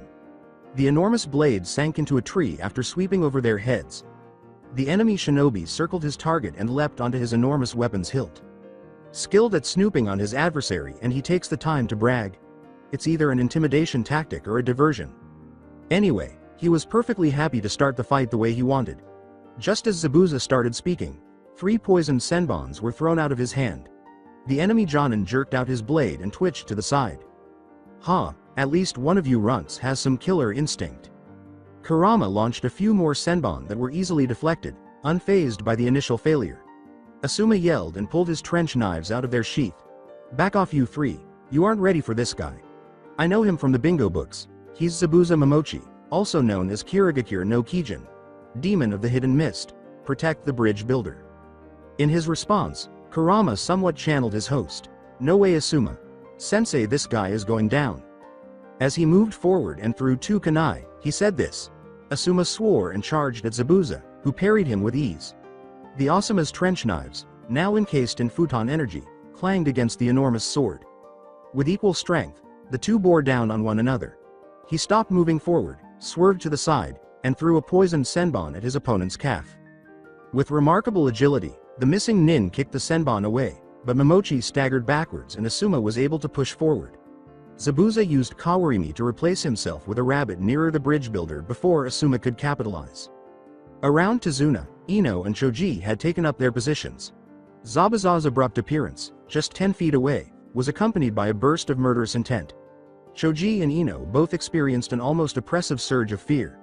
Zabuza charged ahead, prepared to kill all 3 of his nearly defenseless targets. With more ground to cover, Asuma put himself in danger by using a shunshin to stand between Zabuza and his students. Asuma was overthrown when Kabikaribkoho slashed into his weapon, forcing his arm back. Asuma blocked the next strong swing and turned his fall into a roll. "Snap out of it or you will die," yelled Kurama. He positioned himself alongside his 2 teammates, prepared to physically remove them from the paralysis caused by their killing intent. It wasn't really their fault. When someone so much stronger than you had the intent to kill, it was difficult to overcome. Thankfully, both clan children received some training in it, and their inner strength enabled them to overcome its influence. Kurama turned to examine the altercation between Asuma and the missing nin after observing their release. They were incredibly powerful and swift. Enko could keep up with them, but he didn't think she could block the blows the way Asuma was. He would still prefer Zabuza if he had to wager money on it, even though she would undoubtedly be evading him, hurling weapons, and calling forth snakes the entire time. All it would take to end the fight would be a small mistake. However, Asuma was physically strong enough to compete with the Kenjutsu expert. When Kurama saw an opportunity, he would strike using senbon mixed with his most potent paralytic. The cunning bastard had so far skillfully evaded or sidestepped them. He must have trained with a senbon specialist to use the counters so precisely because his movements are very sure. Asuma is hardly benefiting from my attacks. Zabuza was growing impatient. The ability of an opponent to resist Kabikaribkoho for such a long time was uncommon. Since he was aware that Asuma was an expert in futon, he refrained from using his preferred method. He was even more cautious because the blonde brat was skilled with those senbon and the targets he was going after wouldn't do much harm unless they were poisoned. What was more concerning was that his backup plan in case he lost the battle was jeopardized. The idea was that Haku would step in and use his senbon to put him in a death-like state if he ever got into a fight that was going south. An expert in that weapon would be aware of their potential. He would be aware that senbon, when properly positioned, could mimic death. The chakra-covered knife struck again, but Zabuza dodged it and avoided another damned needle. This could quickly become ugly. With a growl of annoyance, he stepped forward and then ran away from the bearded Jonin. He whistled loudly and put his fingers to his lips. Haku had spent a lot of time with Zabuza. In addition to being trained by the missing nin, he had been given a purpose. For him, Zabuza was everything. He had given him a purpose and saved him from death. Being a tool was his goal, and he was grateful for it. Haku had hoped that he would never have to kill in Zabuza's service, but he liked to think that he would do whatever was necessary. The part he was playing now was ideal. He only needed to observe Zabuza at work. He would pose as a Kiri Hunter Nin, put the Kenjutsu master in a death-like state, and carry him to safety in the unlikely event that he was losing. There's no need to kill. He became alarmed after seeing the fight. The large man brandishing the trench knives was retaliating against Zabuza. The fact that one of the younger shinobi was skillfully hurling senbon at him made it even harder for his master to focus fully on the battle. I will be needed by Zabuza, but not as Haku had imagined. Zabuza had signaled for Haku to confront the enemy head-on rather than letting him pretend to take him down. The heart pounded in Haku's chest. He had no desire to kill. However, he would come because his special someone had called. Asuma had been angry with Naruto when the fight began. Even though he was the boy's sensei, he was going to have a lengthy conversation with him about listening to his commander on the battlefield. When Naruto first appeared to be charging forward, Asuma had to advance and was pulled away from the other two genin and the bridge builder. He was fortunate that his hasty attempt to stand between Zabuza and his charges had not resulted in a nasty wound because it was difficult to use a shunshin in combat. Naruto had since atoned for his sins. Zabuza was being diverted admirably by the senbon. Given how heavy that enormous sword must be, Asuma had to think he could outlast his opponent. And when the missing nin grew weary, he would become careless, and Asuma would demonstrate why there was such a high reward for him. Zabuza suddenly backed away and whistled loudly. He brought some friends, damn it. Asuma spun around, searching for more danger. Zabuza made a few hand seals before he could see anything, and now he was 10. Among the weakest kinds of elemental clones were Mizu Bunshin. They were mostly employed as distractions or to eliminate weak opponents. They possessed a small portion of the original's power. Asuma was confident that he could easily cut through them, but the clones were circling around to attack his students rather than coming toward him. The original charged at him with all of his might, effortlessly wielding his enormous weapon. Asuma tightened his jaw and started dancing seriously. It was the most oppressive fear Ino had ever experienced. Before Naruto yelled at her, she hadn't anticipated it and wasn't even ready to fight the urge to kill. She was the heir to the Yamanaka clan, and Ino blushed slightly in embarrassment. It was embarrassing to fall for someone's intimidation tactics. While Naruto went off to do his own thing, she and Choji obeyed orders and protected their charge. She observed how Naruto skillfully inserted his poisoned senbon into the battle, causing maximum annoyance for the oddly dressed missing nin while never obstructing Asuma Sensei's movements. Even though she was still terrified, she refused to let it stop her. Fear was nothing to be ashamed of, as her father had always taught her. She realized how far she still had to go before becoming an elite shinobi after witnessing Asuma and Zabuza's precise, confident, and lethal movements. More than a few months of training would be required.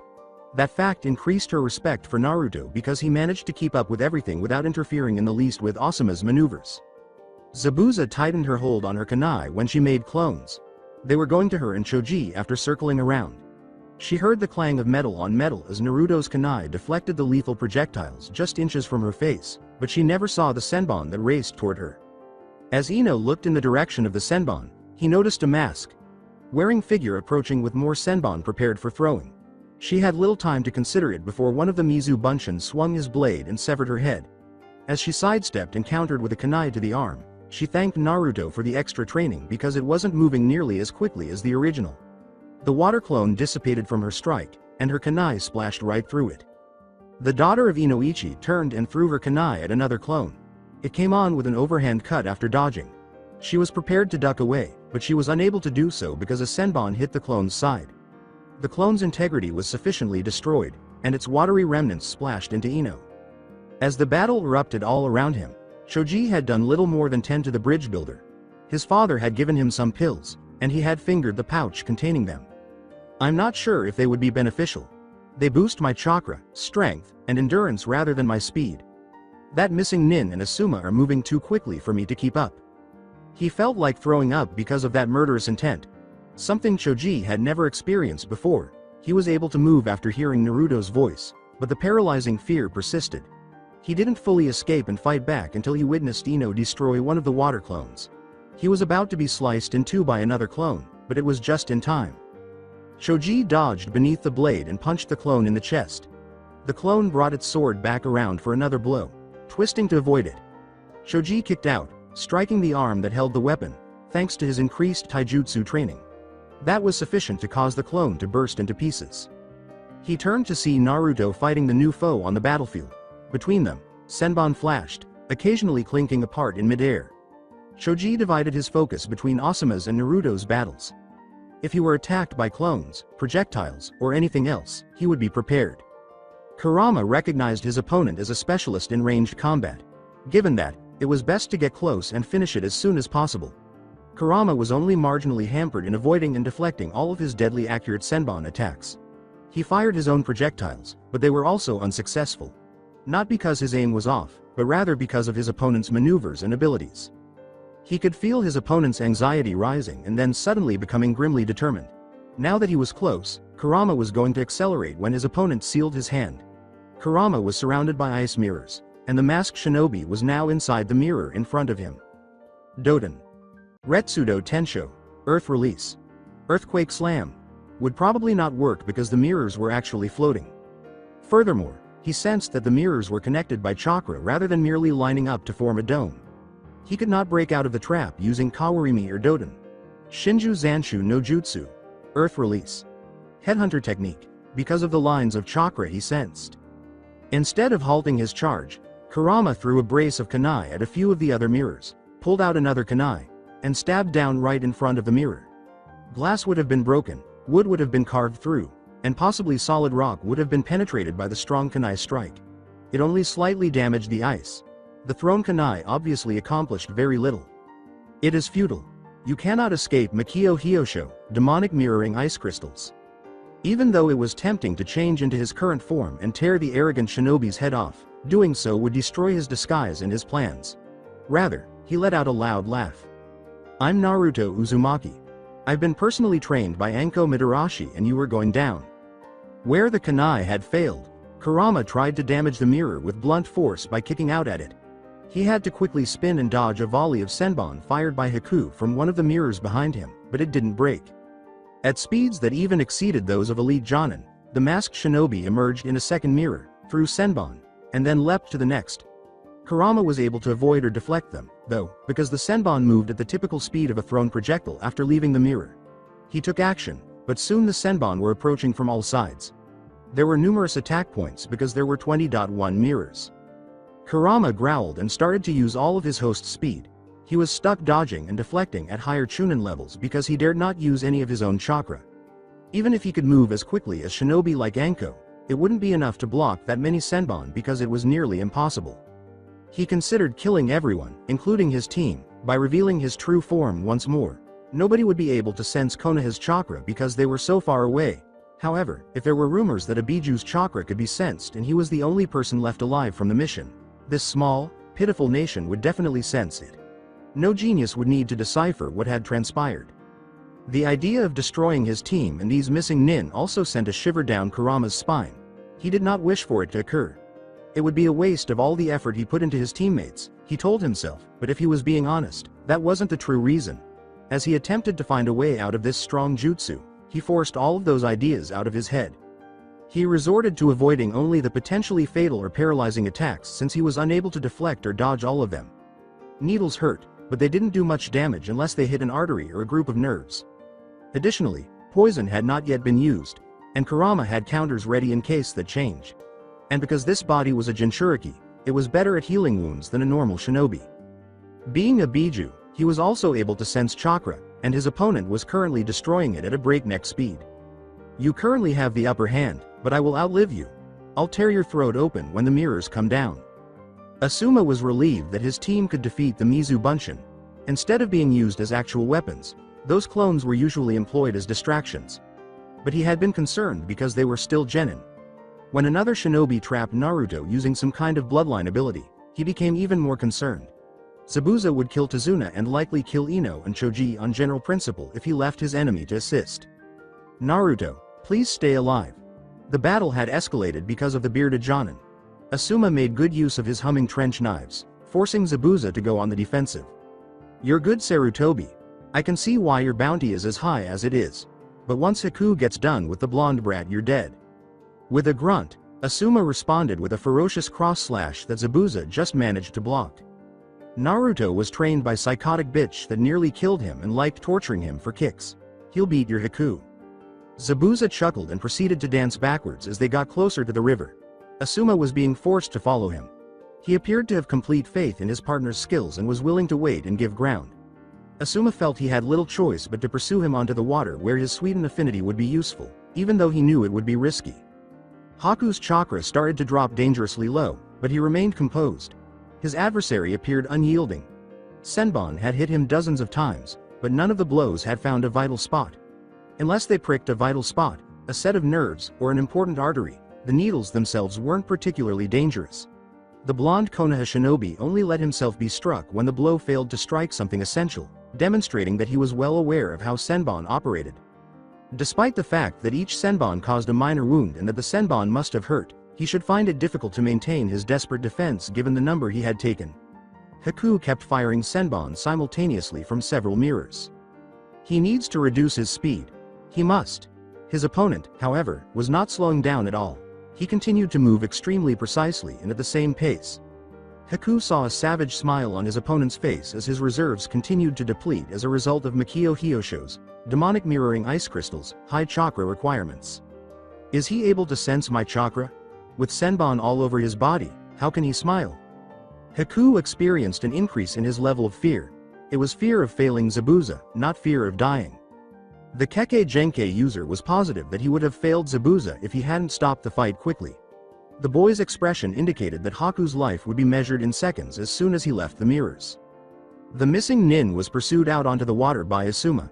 He would never have placed himself in such a catastrophic tactical position under any other circumstances, but he was powerless. However, Zabuza, I still have a few tricks up my sleeve. Zabuza was aware of his bingo book entry, indicating that he was familiar with his fighting techniques, specifically his Kaden and Futon Jutsu. He would then need to show him something he didn't often use. Asuma narrowly avoided the real Zabuza, who tried to imprison him in a water prison, after slicing through a water clone. Wow, that was really close. Since it had moved too quickly to be a water clone, it was not.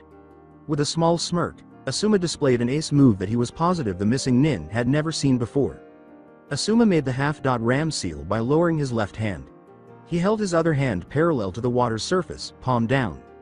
Zabuza cocked his head quizzically and then brought his blade around to strike down the seemingly defenseless Asuma. He struck the Barda Jonin's chest diagonally with his blade. Asuma emitted golden light, and 1,000 armed cannon materialized. The first two fists that protected Asuma were sliced through by Kabikirabocho.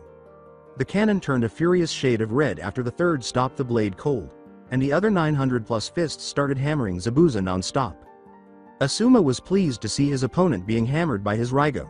Senjusatsu, welcoming approach. 1,000 armed murder technique. After Zabuza was flung back, the cannon grabbed his arm and dragged him back into range so that the attack could continue. As his chakra levels fell, Kurama could see his opponent's movements becoming increasingly frantic. The non-essential parts of his body were still punctured by the Senbon, but they had no effect on his fighting prowess. As the masked boy's chakra dropped to dangerously low levels, a slow, malevolent smile appeared on his face. Kurama raced forward to catch up to his opponent as the mirrors smashed down around him. A log was smashed to pieces by the fox's strike after the shinobi used Kawarimi. He batted aside 3 Senbon that flew from behind him. Kurama hurried forward once more, throwing a few kunai to divert attention. Haku made another attempt at Kawarimi, but he miscalculated the timing because Kurama's Habi style abruptly increased the speed. The masked nin let out a cry of agony as his jutsu was broken when Kurama's kunai punched through Haku's shoulder. Haku attempted to stab Kurama with a pair of Senbon curled in his fist using his other hand, but it was easily deflected. The Kyubi released the kunai, drew back his fist, and doubled over Haku with a vicious punch to the stomach, leaving the kunai embedded in the shoulder. Haku was crumpled to the ground by his subsequent blow, a downward chop to the skull.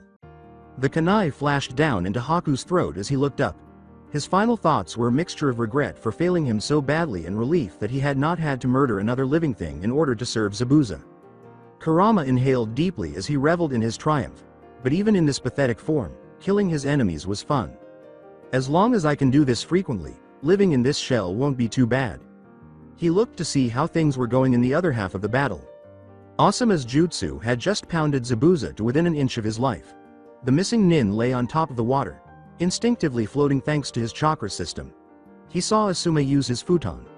enhanced trench knife to quickly decapitate the shinobi, ending his suffering. Asuma's survival pleased Kurama. If their sensei had died, their chances of being chosen for the next Chunin exam would have been reduced. Yes, everything is proceeding according to plan. Everyone will be certain that we are prepared to be Chunin, and I can begin studying the accursed Fuinjutsu arts that I am susceptible to once I am Chunin. As Asuma looked for injuries, Kurama was pleased to be back on his team. When Asuma saw that the other shinobi was also down, she exhaled in relief. He found Naruto to be quite impressive. A Kekkei Genkei user was no joke, and he had faced a very dangerous foe. Because they violated the rules of ninjutsu, they were regarded as some of the most dangerous shinobi. However, he had not emerged from it unharmed. With needles lodged in his arms, shoulder, legs, and portions of his back, he resembled a porcupine. Naruto had started removing them one by one, flinching in agony. "You all right there, Naruto? I am sensei, but these senbon hurt a lot." Ino put her hand over her mouth. "Naruto, how can you say you are all right? Here, let me help." Naruto raised his hand. "No, Ino, I got it. Some of these senbon are near vital points and I need to make sure I take them out properly." Shoji turned to see hundreds and hundreds of senbon piled up. He shook his head and whistled. Asuma also glanced at the pile and imitated his pupil's response. "I still believe Enko is ill, but I find it difficult to argue with the results. This child was the last to die, and he is now easily Chunin. I'm proud of you all. We don't expect Genin to go out and deal with Jonin on their first C-rank mission. All of you kept your cool and protected Tazuna. Naruto, you displayed solid teamwork and dealt with a major threat. It was close, but we did it, and not only have we gone a long way toward completing the mission, but we are also going to collect a nice bounty on that missing nin." Asuma sealed Zabuza's head and blade in a storage scroll. In exchange for Momochi's head and one of their 7 legendary swords, Kirigakure would be willing to pay a hefty price. As he used the minor Fuinjutsu powered scroll, he noticed Naruto observing him with curiosity. Ino cast a downward glance. "We don't really deserve a share of the reward. All we did was take care of some clones while you and Naruto did all the work." Naruto enthusiastically jumped in. "No way, Ino. You and Choji protected the bridge builder. You earned this, believe it." Asuma was happy to hear Naruto speak in such a manner and to see him standing up for his teammates. That he wouldn't be overly affected by killing Zabuza's partner was encouraging. Shinobi responded differently to their initial kills. Dealing with people who were devastated was always annoying. It was a different kind of worry. Others reveled in it. Naruto appeared to be managing his first kill quite effectively. The fact that he was hurt and that the shinobi attacked his team most likely helped. Instead of committing an assassination as their first kill, defending yourself from an attack reduces guilt. Asuma wrenched himself out of his reverie and spoke to Ino. Asuma concluded by laughing at the looks he got from his previous remark. "We are a team and we all earned it. And don't ever turn away money, it is always useful. You can equip yourself with better weapons, purchase exotic poisons, or even have some genin do your household chores." After Naruto finished extracting all of the senbon and Asuma gave him a quick pat, they left after Tazuna thanked everyone. The remainder of the trip went without incident. Ino was astounded by the extreme poverty she saw when they got to the actual village. This was not what she had been anticipating. The majority of those she observed were undernourished. On the streets, some people were begging while appearing to be near death. What she saw chilled the young heiress. This was not the case in Konoha. Her face was seen by Tazuna. "This is Gado's doing. We didn't used to be like this. But he came in and strong-armed his way to power. When people stood up to him, they were killed." Ino noticed a twist in Choji's face. His normally cheerful features turned ugly.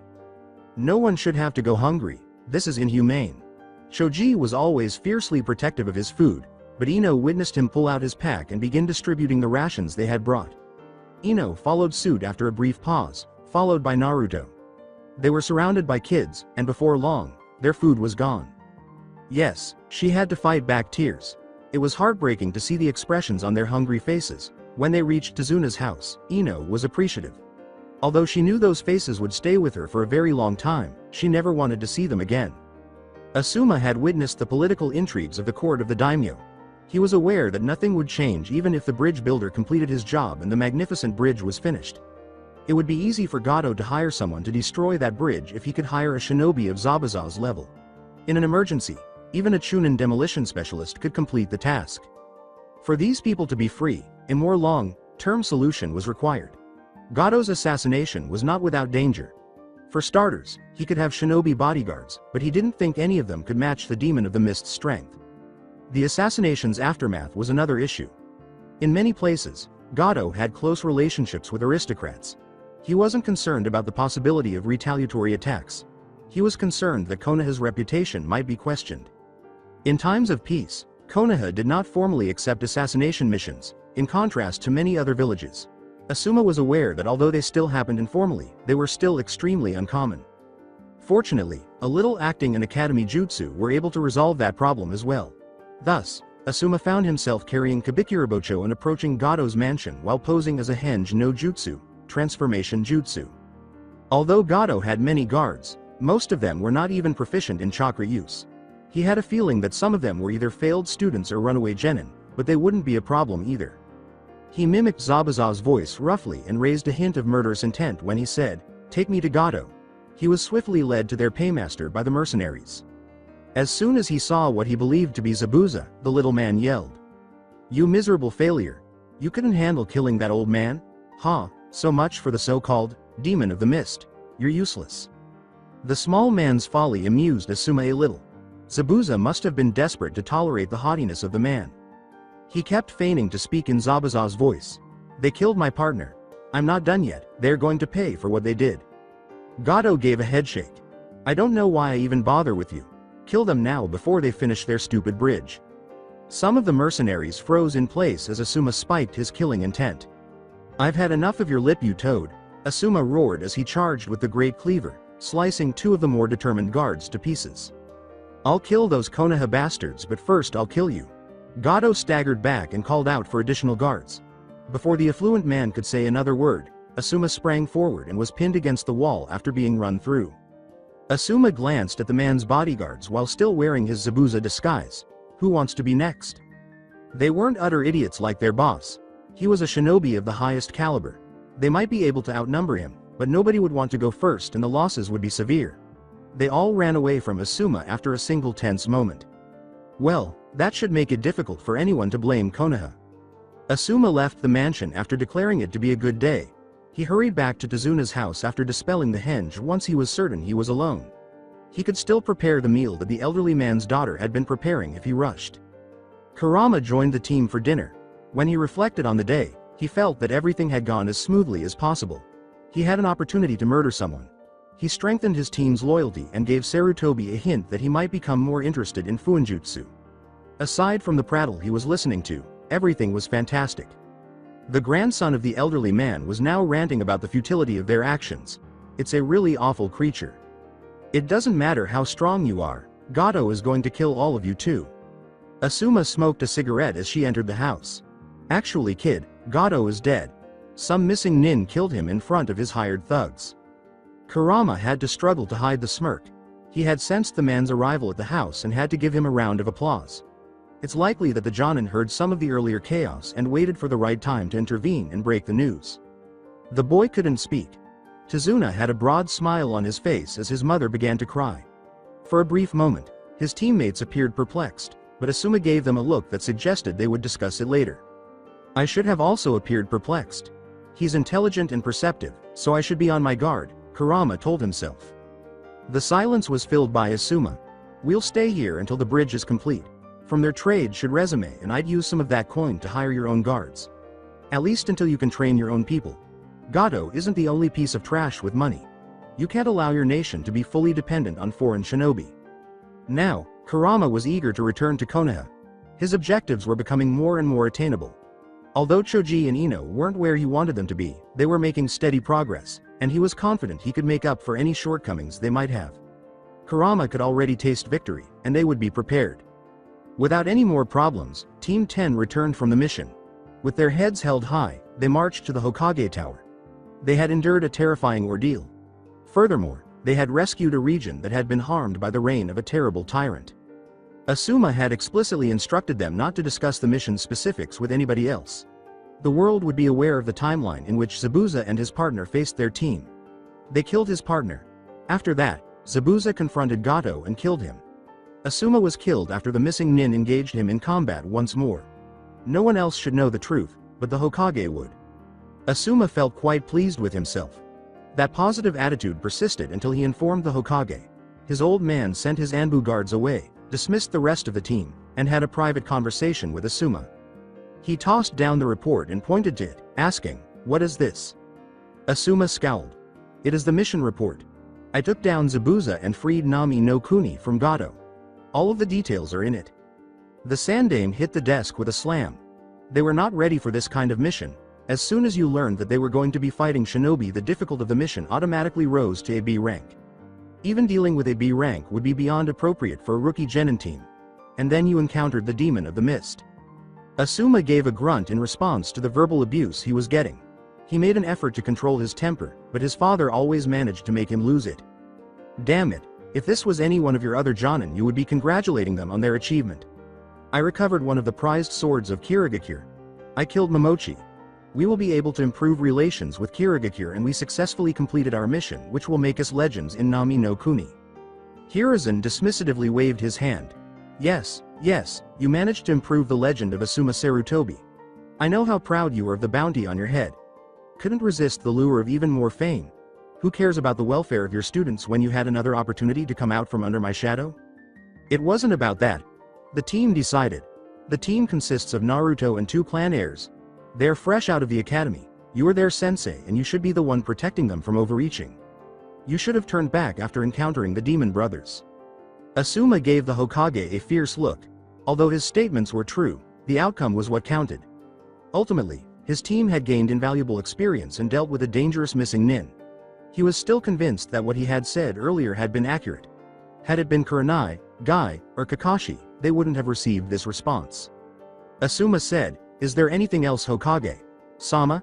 in a tense tone. Hiruzen let out a sigh and remained quiet for a long time. "No, that will be all.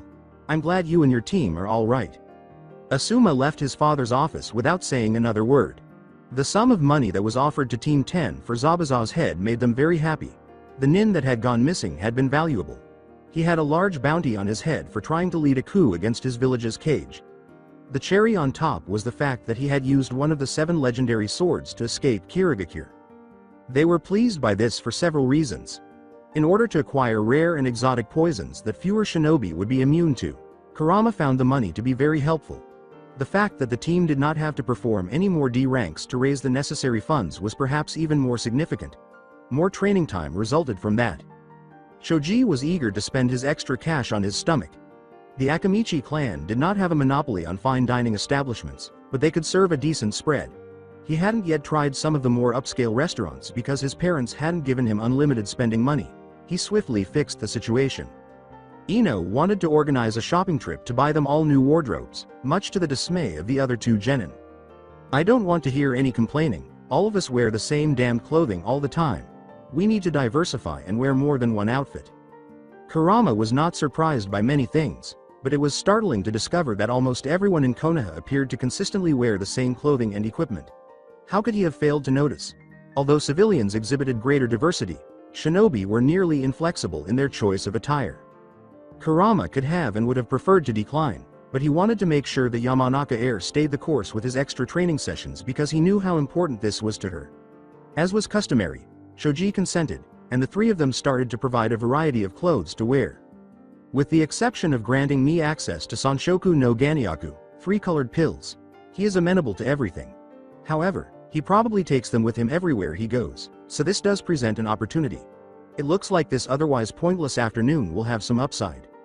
Like Kurama, Shoji was made to try on the clothes she deemed appropriate for them by the young fashion dictator. While Shoji was changing, he could rummage through his clothes, but he would need to be fast. The boy had a near uncanny talent for stealth before assuming Naruto's body. An already potent skill set for stealth and deception had been refined into something even more potent through training with Anko. Additionally, he had already had food coloring replicas of the mashed together soldier pills made because he knew that one day he would be looking to take the powerful pills away from Shoji. Additionally, the swap was simple to make, as Kurama had anticipated. How can I test them now that I have them? Before I use them in combat, I need to know how this body will respond to them. Maybe Anko could assist. Although the day seemed to go on forever, they each had a few ensembles that Ino approved of in the end. Additionally, there was time to go to the dango store that Anko frequently visited. Even though Anko would never acknowledge it, She missed working with the tiny Gaki. Although he was occasionally a very annoying twit, she respected his tenacity. He approached her, which pleased Anko. The village was abuzz with rumors that Asuma had brought back the head of Zabuza, Kirigakure's third most feared missing nin. After the way Asuma treated Kurenai, she didn't care about him at all, but she was eager to hear Naruto's side of the story. He effortlessly caught the kunai she casually threw at his head. Normal people just say hello. Normal is boring, what brings you here? She noticed that Naruto appeared a little uncomfortable. She most likely would have missed it if she hadn't known him so well. It was bad out there. We almost died and I really want to make sure I can protect my team better, and I was hoping you could help. Anko forced herself to suppress a smile. Well, if you buy some dango and tell me what happened, I'll see if I can help. Naruto gave her a smile. You're the best, Anko. Sensei, 2 orders of dango coming up. It was always fascinating to watch his enthusiasm. It had occasionally annoyed her, but it was just a characteristic of Naruto. She was relieved that he hadn't lost it on his first perilous mission. In fact, Anko was captivated by his tale. Zabuza was serious, and Naruto's assistance to Asuma was flawless. It was also impressive that he handled a Kekkei Genkai user essentially by himself. She took pride in what she saw as some well-earned pride and preened a little. She transformed the Academy's Dobi into a formidable and accomplished shinobi. At this point, he was easily Chunin level. Good story, kid. Now what do you need my help with? Anko noticed that the boy's posture had begun to show signs of nervousness again. Well, I want to protect my team, and to do that I took something that I think will help me be stronger. He was leaning forward. I stole my Akamichi teammate's special food pills. Anko blinked. Well shit. Kurama never displayed a feeling he didn't want others to witness. However, pretending to only partially conceal nervousness was a little taxing. Adding just enough deceit to support his existence as Naruto is difficult to balance. It would be suspicious if he just pretended to feel that way. Anko would suspect him if he entirely concealed the emotion. He doubted his fellow Biju would be able to replicate the skill of having to hide fake emotions. Naturally, though, none of them possess my power. He had just finished describing his actions to his former sensei. He wasn't sure she would assist him. He didn't think she would report him, though, even if she didn't. Furthermore, his position in the village was safe, so even if she did, he wouldn't have to deal with any really tough negative effects. He watched her blink in surprise and mutter, well shit. Kurama awaited her next words and actions. Every time I think I've been successful in teaching you how to be a proper shinobi, you ruin it for me by doing something moronic. What is the matter with you? Let's observe how effectively guilt affects you. I had to do it. I need to be able to protect my friends. I can't lose anyone again. When Shoji told me about those pills, I knew it could give me an edge. You even said I heal fast, so the side effects shouldn't be as bad, and I really need to keep them safe. He was obviously alluding to the untimely deaths of the amiable father and daughter team from the ramen stand. Anko knew what had happened there. Idiot. How will you keep them safe if you're locked away for violating clan law? Kurama hesitated because he was unsure. Clan law? The specifics and their relevance to this case had not been mentioned in any of the academy texts. Anko gave him a hopeful glance before pausing. Actually, no one has probably told you yet, since you don't have the Sharingan or the Byakugan, nor do you have any clan secrets. She exhaled. I guess I'll have to explain this to you too, Gaki. Because his host did not belong to a recognized clan, Kurama was irritated that potentially important information had been kept from him. He listened intently as Anko discussed the subject. The village was founded by the Uchiha, who have a dojutsu that can copy almost all types of jutsu. This was fine when it was just the Senju and the Uchiha, since the Senju had a Kekkei Genkai that couldn't be copied. But as other clans tried to join, they wanted assurances that their hidden techniques that are clan secrets but do not require a bloodline, were not stolen from them. As much as everyone in the village is loyal to Konoha as a whole, many still place their primary loyalties with their family and their clan. That made sense. Kurama nodded. Although he could see Anko's direction, he decided not to interrupt her. Idly spinning a kunai, she went on. Laws were established that made it forbidden for any Konoha shinobi to try to learn another clan's secret technique. The penalty varies depending on the situation, and it can include death. Varies on what? Inquired Kurama. On the offended clan's whim. That means if the Akamichi clan wanted you executed, it would be their call to make. Gigi wouldn't do that to me. Anko's lips were pursed. Of course not. He'd much rather save the stray orphan's life than do what's best for the village. After all, I'm sure you personally outweigh all of the power the Nara, Akamichi and Yamanaka clans bring to the village. Kurama could tell when she was telling a half-truth, and he knew it wasn't that easy. Can you perform a Jinchuriki? Put the Yondaime Hokage's son to death? The elderly gentleman would never pursue it. But a period of incarceration? That might occur and his plans would be put on hold. Well, what am I supposed to do now? I need these pills to get stronger. Anko had a contemplative expression. You have to decide if it is worth the risk. If you return them now, there probably won't be an issue. Or you can keep them and run the risk of execution. It all depends on how important having that power is to you. You mean you aren't going to report me? Anko laughed malevolently. Oh, I didn't say that, Naruto-kun. I could still report you regardless of what you choose. Kurama studied his old sensei intently, trying to figure out what she was up to. Was she merely attempting to torture him? Was she retaining her deniability while offering her help? Since they were conflicted, it didn't necessarily help that he could sense her feelings. While a part of Anko enjoyed making him wriggle, another part was worried. It annoyed Kurama that he was unable to fully read her. What do you want? Was his direct question. Anko took a few moments to chew on her dango stick. What do I want? What an interesting question. Are you trying to bribe me? Kurama lied through his teeth and shook his head. I am loyal to the village. I am going to become Hokage. You know all of this, but you want to play games. I just want a straight answer. What will it take for you to help me with this? Anko flicked the stick at the blonde after maintaining her slack posture. Anko smiled as Kurama pushed it away. All right, here's the deal, Gaki. You return those pills to your teammate and apologize. Do it in front of your sensei and tell them you knew it was wrong but you wanted to protect them. Leave me out of it as it will make you look better. Don't try to lie since you're shit at it. Although Kurama kept his expression in check, he was secretly laughing at the utterly false evaluation of his deception abilities. Now as for getting stronger, I happen to know a Jonin with a technique that would be perfect for you. You'll have to impress the hell out of him in order for him to teach it to you, but it has the potential to surpass the power of those Akamichi pills. That made Kurama's ears perk up. Although he was certain that the Akamichi pills' effectiveness was somewhat exaggerated, they clearly accomplished something remarkable to warrant such glowing praise. He wanted to know the technique, but Anko wasn't done yet, and he didn't have time to act like a brat who interrupts his superiors. In exchange, I get you in the training field for 8 hours every 2 months. I have a reputation to uphold as a sensei, you know. I'm not going to trust your slacker of a sensei to get it right. Kurama could feel something in her heart. Pride? Expectation? Feeling jealous? There was also something he couldn't quite place that caused the hackles on his stolen body to rise. Anko flashed her teeth in a smile. For the full 8 hours, Gaki, the only thing I promise is there won't be any permanent damage, probably. This is a very successful outcome. She is an accomplished sensei, and although she will take pleasure in making me uncomfortable to varying degrees during our training, I can tolerate it.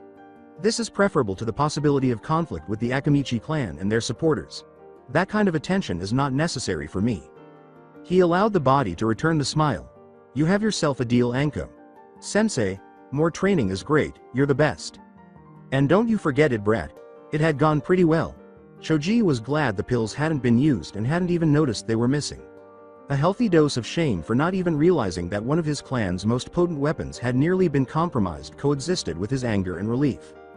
Although it wasn't much, Asuma had been harsh and had deducted his pay for the missions the following week. Money didn't matter to Kurama. It was only a means to an end, and it would be simple to get more money as more difficult missions became available. Now that he had made his confession, he would find out who this enigmatic sensei with the potent technique was. However, Anko was unable to meet with him prior to the upcoming C-ranked mission. It seems like everyone in the village is working together to make things hard. The most recent C-ranked mission was not too difficult. They were to deliver a sealed scroll containing secret directives to one of the Hai no Kuni border garrisons. All these missions, Asuma had explained, were ongoing. Why not just send it via messenger bird? Ino had questioned. When Asuma said, birds can be intercepted, I don't want to overstate the importance of these documents, but these scrolls often contain the names of our spies, the names of suspected enemy spies, outlined patrol plans, troop positions and specific orders for units stationed there. In the wrong hands it could be devastating. Shoji's head cocked. Then why is it only a C rank? When Asuma said, because these missions are run very often and it would be costly to pay them at B rank rates. His genin gave him 3 disapproving glances. Lots of reasons actually. For one, not all of these reports have highly important information that can't be lost. Some of them are just run-of-the-mill reports. But due to their sheer number of these missions carried out throughout High no Kuni, it makes it difficult for an enemy shinobi to figure out what would be worth potentially triggering a war over. Also, not a whole lot of the teams get attacked. We are within High no Kuni and are one of the strongest villages. It does happen sometimes, but not often enough to warrant being a B-rank mission. If we were at war, it would be different. Kurama gave it some thought. He had a persistent suspicion that they weren't getting the whole story, even though it made sense for the most part. Naturally, he wasn't concerned. What were the chances that they would encounter opposition of Zabuza's caliber on their second C-ranked mission? Asuma led his group toward the border outpost at a moderate pace. He was aware that this would be a fairly safe and straightforward mission. The boundaries between High no Kuni and the Kusagakure controlled territory were calm and vigilant. Since there was less distance between High no Kuni and Tsuchi no Kuni across Kusagakure, the border fort was placed there. Despite their intense animosity, neither Iwa nor Konoha was in a position to initiate conflict. The two sides should have very little chance of meeting because the Land of Grass served as a buffer between the two superpowers. That did not imply that no attempts at probing were made. Due to its sparse population, the Land of Grass was the scene of several battles between Konoha and Iwa during the final Great Shinobi War, making it simple for proficient shinobi to cross the border. Even if spies crossed over, Kusagakure was unlikely to protest too strongly because it was far weaker than its strong neighbors. Although they were uncommon, the incidents did happen. A group of Iwa shinobi had attempted to enter the Konohagakure last year, but they were chased away. Iwa, of course, said that they were missing nin who were determined to cause trouble. For a moment, neither Asuma nor his father believed that. But it was unimaginable to pay the price of war for something so trivial. Nothing had come of it except the deployment of additional squads to patrol the border. We'll rest here for the night. Ino, you have first watch. After giving a nod, the genin set up camp.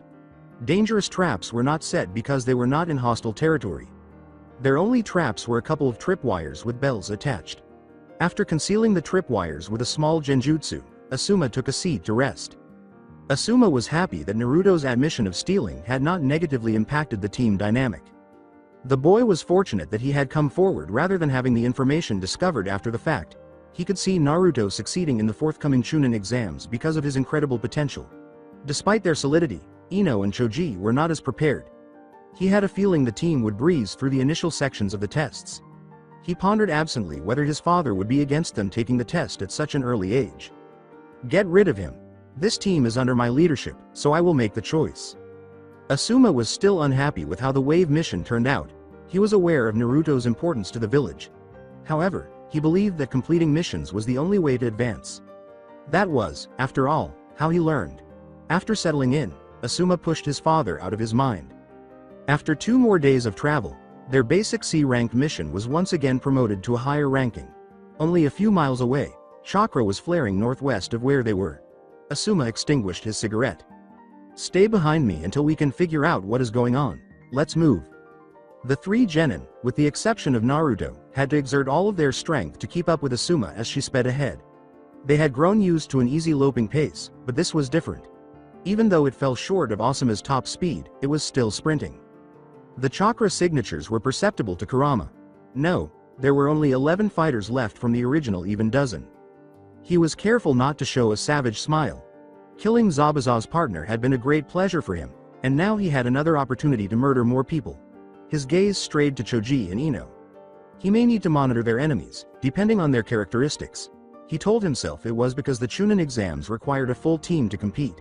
He forced a tiny stirring out of his mind that suggested that was not the only reason. A shinobi battle was in full swing when Team 10 arrived. 3 Konoha shinobi, who had probably been on border patrol duty, were engaged in combat with 8 shinobi without headbands. The patrol clearly lacked a jonin, as Kurama soon noticed that they were wearing Chunin vests that indicated their rank.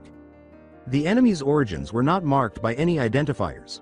Given that a huge stone dragon almost collided with one of the patrol, it wasn't difficult to guess. Another shinobi leapt to the ground, trying to finish an upward kunai strike. Since the kunoichi, who was backpedaling, was unable to completely dodge and instead suffered a vertical cut to her leg, the strike was only partially successful. Asuma yelled, "Naruto, engage! Ino, Choji, support our comrades!" His team immediately went into action. Kurama smiled and used Doden. Retsudo Tensho, Earth Release.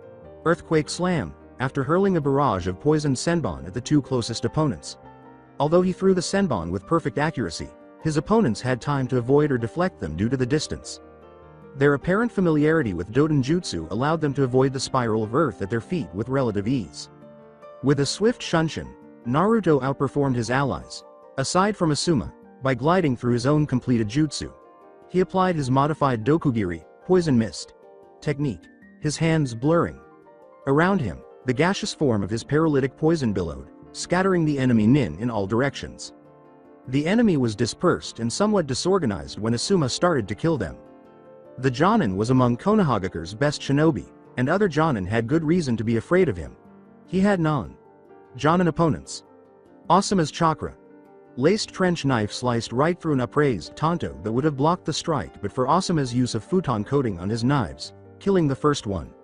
The next opponent attempted to erect an earthen wall, but Asuma decapitated him because he was a little too slow.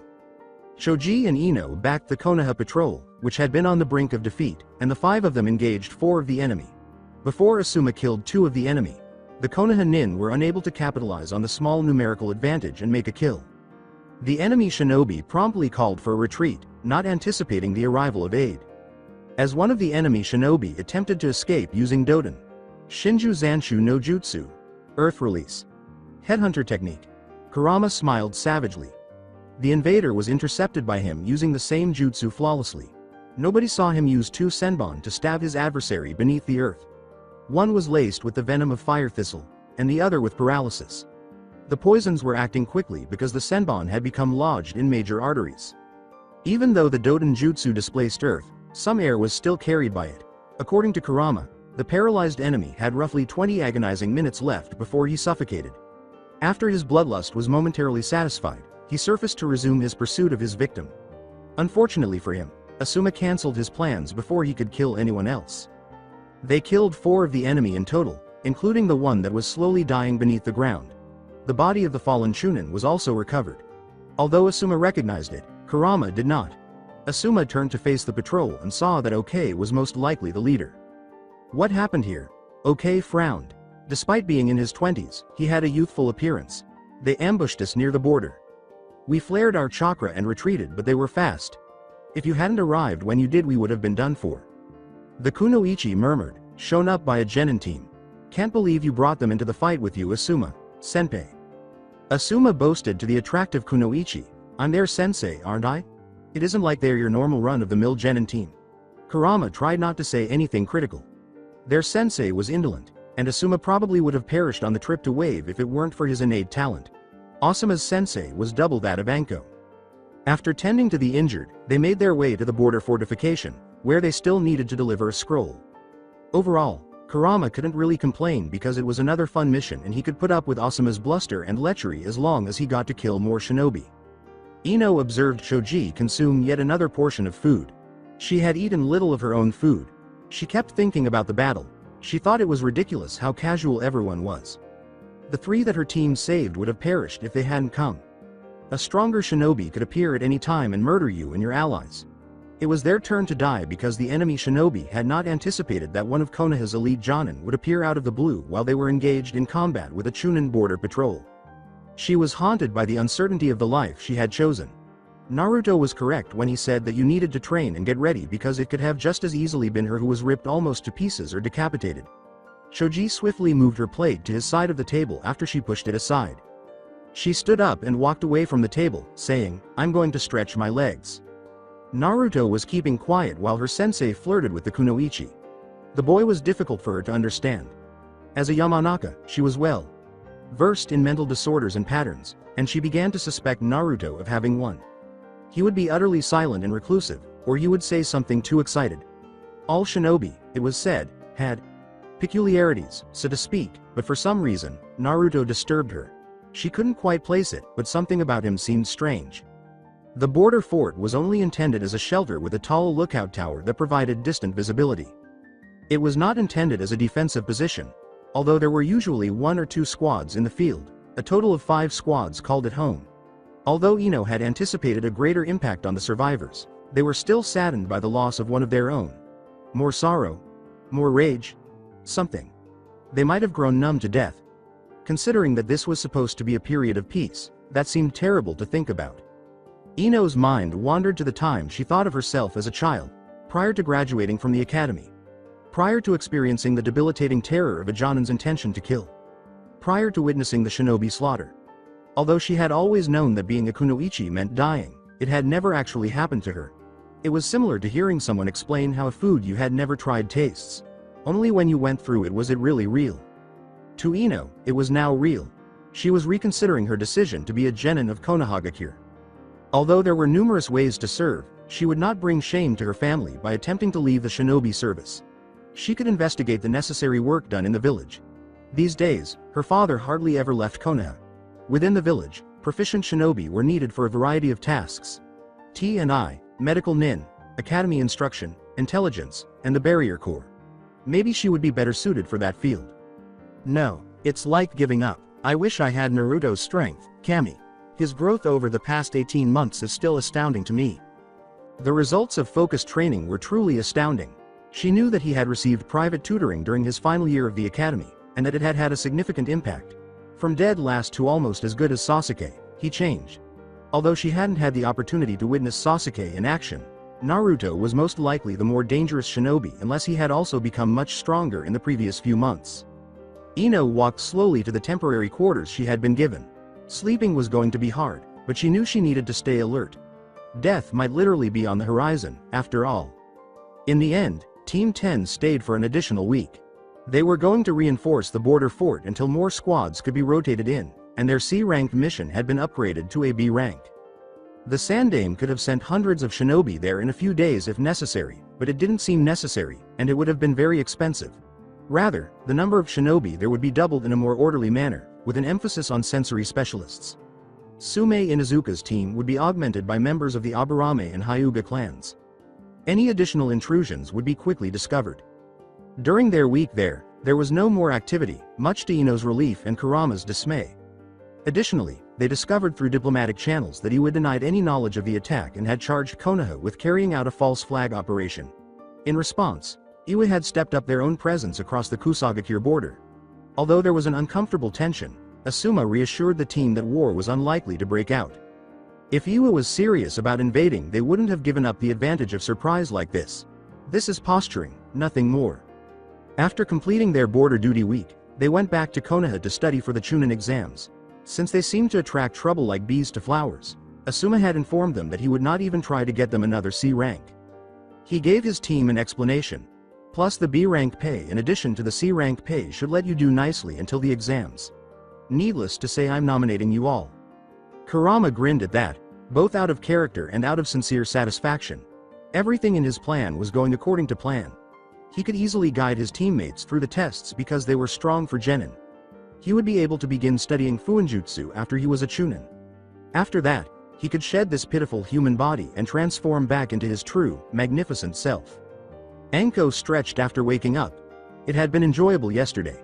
It was time for the young Gaki to enjoy one of her training sessions after he had finally returned from his mission to the Kusagakure border. Although the little genin had fought hard, Anko had to acknowledge that he still had a long way to go.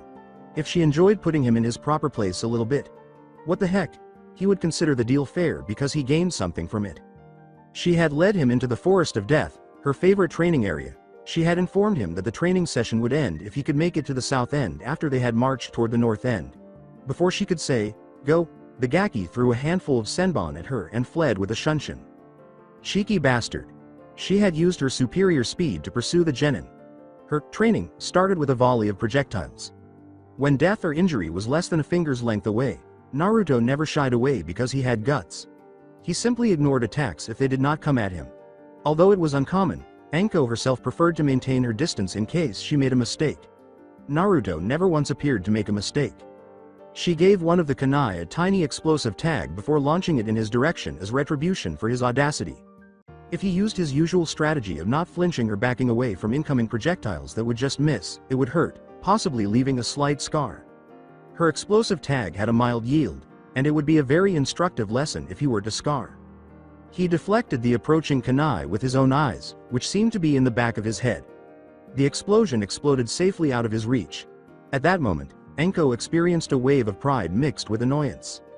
Anko then became more serious and began using Kaiden Jutsu, summoning snakes to get in his way.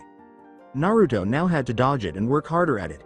In addition to his innate ability to move quickly to avoid danger, Anko had seen him employ Kawarimi multiple times. Naruto persisted in avoiding long-range attacks on his person. Anko was okay with that because she enjoyed being intimate. That had only been made more difficult by Naruto. He was slippery but not as fast as she was. Instead of attempting to strike back, he kept dodging, ducking, weaving, and occasionally Kawariming away when he had the chance. He kept moving south in the meantime. At last, she became extremely agitated and threw herself into defeating him. Despite the little Gaki's best efforts, she was too quick and jabbed him with a toxin that caused him to throw up. He attempted to use Dokasei Kiyomeru no Jutsu, poison cleanse technique. But Anko refused to let him rest for a moment. Instead, she pounded him with painful punches, devastating kicks, and her poisoned kunai, causing multiple nicks. In an attempt to get a raise, she had told him, "Have you not done any training at all? This is pathetic." All he had done was glare at her. She had plenty of time to play because it had only been an hour. "All right, mean old Anko will give you a chance. Use your jutsu and I'll give you 1 minute to scram." Anko observed him as he rid himself of the poison using the method. Though the damage had already been done, it would stop further debilitation. He would be confused and feverish. He had fled, but his speed had nearly been cut in half and his gait was no longer flawless. Anko had been anticipating his level of confidence as he dodged kunai and senbon while observing double. To her astonishment, the Jinchuriki were still able to determine when one of her attacks would miss by a millimeter. She had scowled at that, wondering how he was still so conscious of his surroundings when his senses were so impaired. When she fell on him, he attempted to use his Doden Jutsu to hide beneath the ground. After receiving several summonses from burrowing snakes, he was compelled to return to the surface. Although the Doden ability was strong underground, fighting deep underground in the snake's natural habitat was challenging. After rising to the surface, Naruto was met by a gas cloud. Although it was not fatal, it caused extreme irritation to the eyes, exposed skin, and lungs. Before inhaling the caustic substance, he had prudently held his breath, but his eyes were momentarily blinded, and his skin started to swell. He was about to get out of the cloud when Anko rushed into it. She had applied a thin layer of chakra to her body to shield her eyes and skin. Knowing exactly where she was, Naruto surprised her once more by fighting back. Anko, a skilled practitioner of deception who inherited the Habi, snake, style, was unable to trick her younger, blind, and poisoned protege. She was irritated by that, but it was made up for by the sound of his forced breathing after her fist hit his solar plexus. He shook and coughed as the gas seeped into his lungs. In order to use Kawarimi, he attempted to form the hand seals. Before he could activate the jutsu, Anko interrupted it because he would not stop. After sweeping his legs out from under him, she stabbed him in the fleshy part of his thigh with a senbon. Then she had let go of her chakra and leapt out of the cloud of gas. She managed to avoid the single kunai that Naruto threw at her.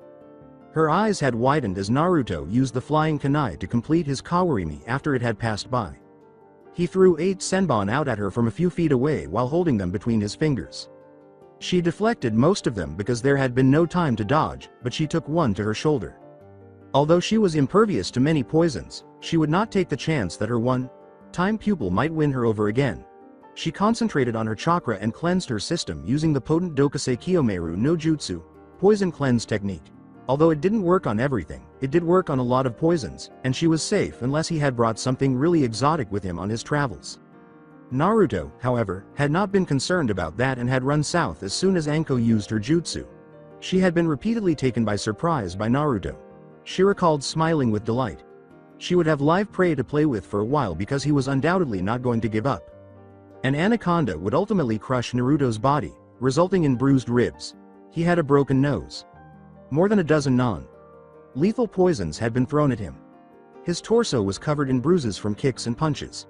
His body was a mass of senbon punctures and cuts. He had sustained 2 concussions, and his eyes were bloodshot and swollen.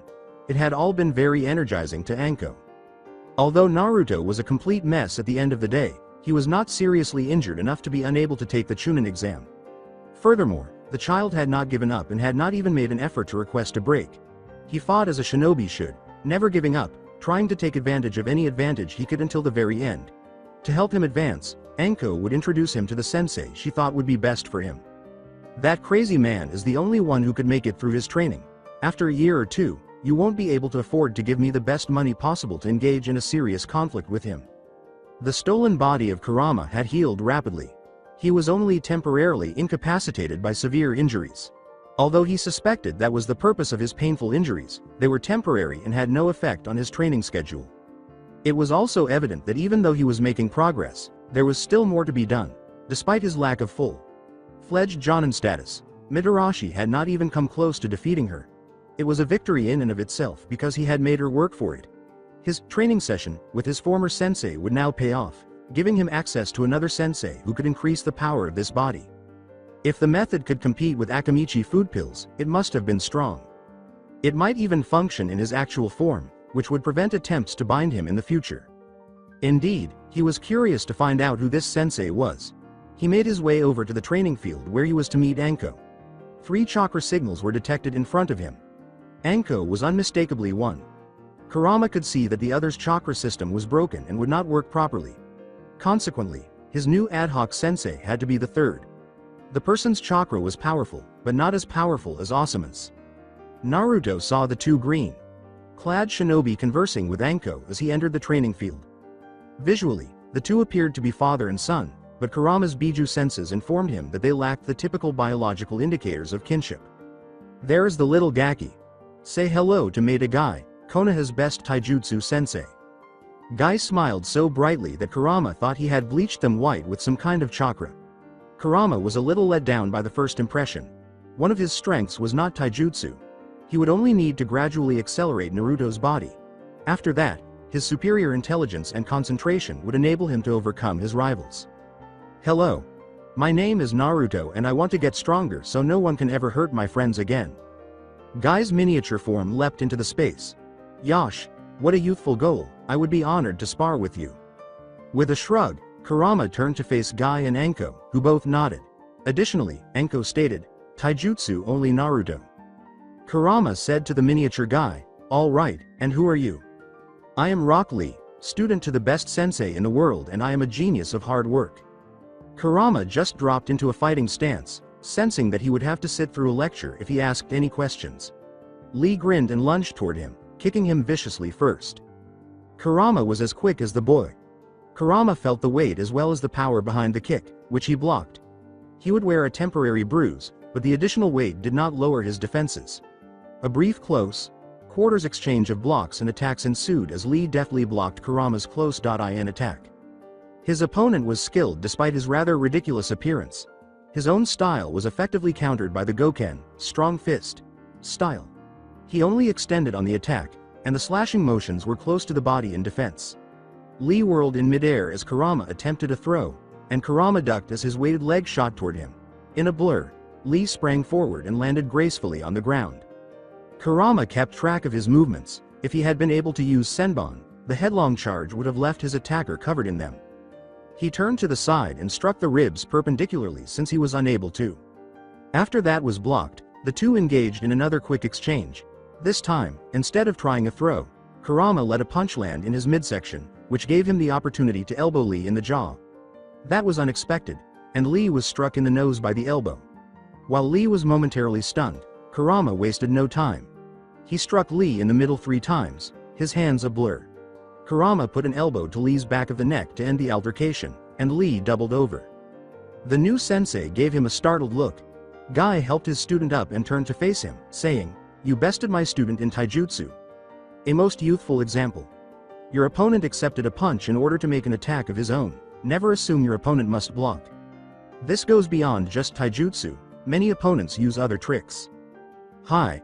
I am sorry I did not succeed. Next time I will win or I will run 100 laps around the village. And if I cannot do that I will do 1000 push-ups on my fingertips. Kurama blinked. That would be going too far. What youthful spirit, oh Lee, you are the best student I could imagine. Guy. Sensei. Lee. The 2 gave each other a hug. Kurama turned to face Anko, who was trying to contain her laughter in silence. Had he been duped by her? Was there a joke here? Unless it was deliberate. Kurama rarely allowed emotion to change his facial features, but now he was making a very human gesture by grinding his teeth. Guy yelled his commands after the 2 had released their embrace. You 2 will fight again. Lee, remove your weights so Naruto can see the benefit of all of your youthful hard work. Lee's leg had kicked Kurama, so he knew they needed to be heavy. When Lee unfastened the straps, the two fell heavily to the ground. They resumed their fighting stance, and Kurama's opponent moved much more quickly than before. Those weights were a handicap to his opponent. It would have made him move more slowly, especially when he kicked, which is already lethal. Since the weights were only on his legs, his arms shouldn't be getting any faster. Given that, Kurama believed he could triumph again, despite being restricted to taijutsu alone. Kurama was taken aback by the green blur that was moving in his direction. Lee moved past him and tried to kick him in the back. Lee quickly followed Kurama as he rolled forward to dodge the blow. Kurama blocked the downward punch as he was already assuming guard position.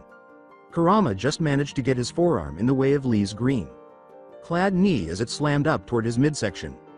He was momentarily lifted off the ground as the knee's tremendous force and speed penetrated his defenses and cracked his forearm into his stomach. Unlike most opponents, Kurama did not let that jar or stun him. Immediately, he lowered his other arm, trapping the leg against his body. As Lee rotated his leg and Kurama with it, his strong muscles put in extra effort. With a grimace, the nine-tailed fox pulled in the same direction with his arms. After 2 rotations, he let go and sent his fellow genin spinning in the direction of a tree. Lee kicked off the tree to launch himself back into the fray after orienting himself in midair. Kurama's keener senses detected that his adversary was in the air and could no longer alter his course. He took a step forward and then a sidestep, avoiding the attack with precision and hitting the rib with a swift punch. With a grunt of pain, Lee rolled onto the ground, jumped up, and charged at him again. A lethal dance then started, requiring Kurama to move much more sparingly to keep Lee from circling behind him. Although Lee's punches and knife hand strikes were by no means weak attacks, his kicks were the most dangerous aspect of his attack. Kurama knew he had his work cut out for him because Lee was a taijutsu monster. He was forced to block kicks, which resulted in bruises all over his arms. He did manage to land a few hits, but none of them were enough to end the fight. In an effort to repeat his earlier victory, he had also taken a few blows to the torso, but Rock Lee had anticipated it and had not fallen for the same ruse. 5 minutes was a long time in a shinobi fight. They battled for over 5 minutes, and Kurama was relieved that his presence had given his host body so much endurance. Neither he nor his opponent were getting winded. Kurama quickly changed his style and started employing the Goken, strong fist, methods that Lee had previously demonstrated. However, this didn't help because Lee was able to improve his rhythm even further. He must practice with his sensei all the time, so he is naturally able to respond when I imitate some of the moves. Kurama ended up on his back after Lee executed a leg sweep. He then delivered a descending heel strike, which he barely managed to avoid. Kurama flipped back to his feet and backed away until he was close to a tree. Lee gave him a smile. "You're like my teammate Neji." Kurama chose to wait for Lee to attack because he disliked comparisons. Lee didn't let us down. He swooped in, staying low this time. When the kick came, it had to come from his right, so Kurama ducked and allowed the taijutsu expert to smash his foot into the tree. Kurama backed up and slid next to the tree. The trunk groaned, but the blow's momentum was broken, and Kurama shot into motion. With one arm shielding his face, he dove into Lee rather than allowing it to turn into their now usual close-in punch, block, counter, or throw. Before Kurama tackled him to the ground, Lee gave him a forceful thrust to the stomach, but that was all he had time for. As one of the Habi, Snake, style's components emerged, Lee's superior speed didn't help him much. Practitioners of the style were quite skilled at grappling because they could bend their bodies and stretch their limbs to incredible lengths. After preventing Lee from escaping, Kurama placed him in a chokehold that rapidly compressed the carotid artery, putting the fellow genin to sleep. Kurama got to his feet and brushed his clothes. After a few seconds, Lee looked around in shock and confusion. "I lost again." He appeared confused. Kurama turned to face Guy, who was wearing a thoughtful expression. Guy was punched in the arm by Anko, who said, "Told you he was good." Guy smiled. "A very young performance by you two. I've been asked by Anko to teach you Naruto. She told me what happened to you and your youthful motivations for training so hard, even though I already have a team and my own prized student. If you want to learn taijutsu, I have no trouble doing it." Anko cut him off. "He'll take the taijutsu, but you know that isn't what I want you to teach him. That is kinjutsu and I only plan on passing it down to one student." Anko let out a sigh. "You two accompany each other on missions. What would happen if you both passed away? Our village will never again have access to your advanced kinjutsu." You should also teach it to someone else so that the method your father created won't be lost in the worst-case scenario." Guy appeared thoughtful. "Lee, what say you?" Lee gave his sensei a look. "I don't mind competition. We will put our young people to the test. Give him your unique method as well." Guy's proud expression was visible to Kurama. Lee was prepared to teach a clandestine and seemingly strong kinjutsu to someone else. A lot of shinobi kept their knowledge to themselves and didn't want others to know. Kurama was relieved that he wouldn't have to deal with his taijutsu opponent. Had he been, Kurama would have had to exercise patience as he waited for the ideal opportunity to murder Lee in order to eventually persuade Guy to teach him. That would put him at risk and, more significantly, prevent him from learning the kinjutsu they discussed. Guy gave Kurama a look. "You have to abide by my usage guidelines if I teach you this. Are you able to do that?" Kurama thought about a number of responses before choosing the one he thought would work best. "I will do as you say, but I will also use it to save someone I care about if necessary. Only if no other option is available."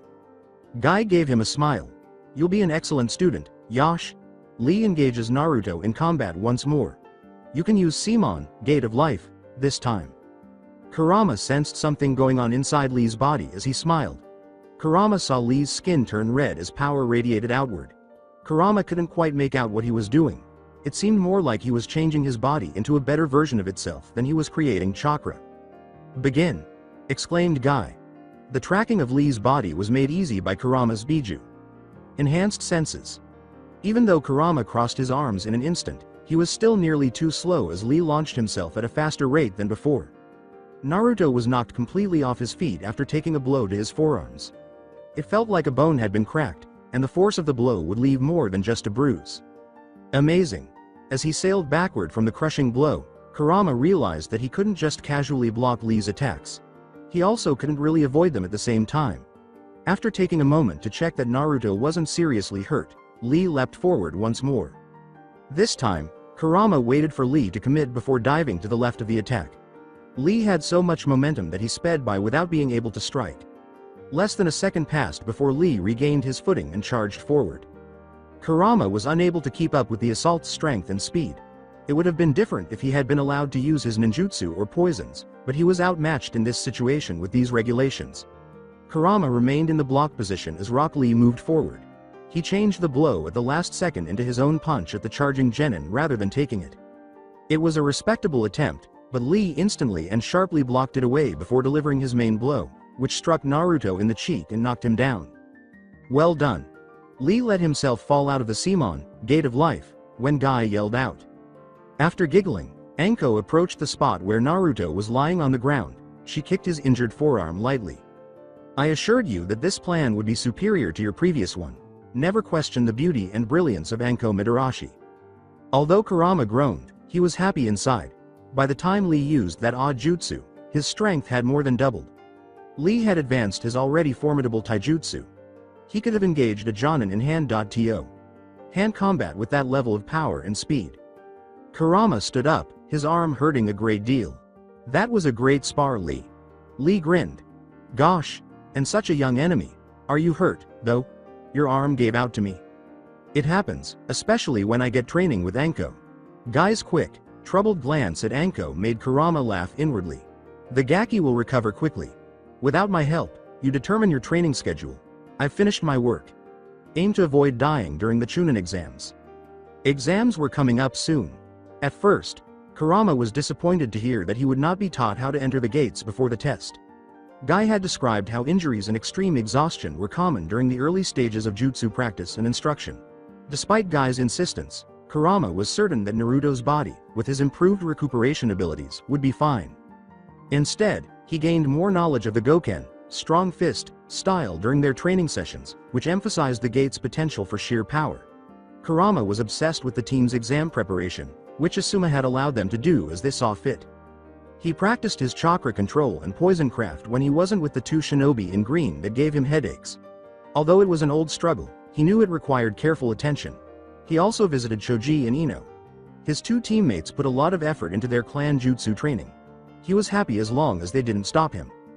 Time went by quickly, and the test was almost here. When Kurama felt it, he had just returned from a training session with Guy. Shukaku. That was fascinating. Here in the village was the most pitiful and feeble of all the tailed beasts. He would be bound inside the host Jinchuriki, just as Kurama had been. In fact, sending a Jinchuriki into another village was pretty daring. In addition to being the most lethal military weapon, they could also cause a lot of trouble if something went wrong. If you're awake, you can definitely feel me too. Since I doubt your seal permits communication, I might murder your host for amusement. It's more likely that you would value the opportunity to be free after you changed your ways, but perhaps not. However, I will enjoy myself if the opportunity presents itself. Although Kurama was aware that this would make matters more difficult, he didn't mind. In fact, he was excited about the prospect of showing off his dominance over one of his brothers. It had been great to have the opportunity to kill some shinobi in their most recent C-rank mission, but he was now itching for more. His appetite had been piqued, and he yearned to let loose the barely contained anger he harbored for the village where he lived. Indeed, this brief moment of enjoyment would be exactly what he needed. Such a drag, do we have to? Shikamaru wanted to be strangled by Sasuke.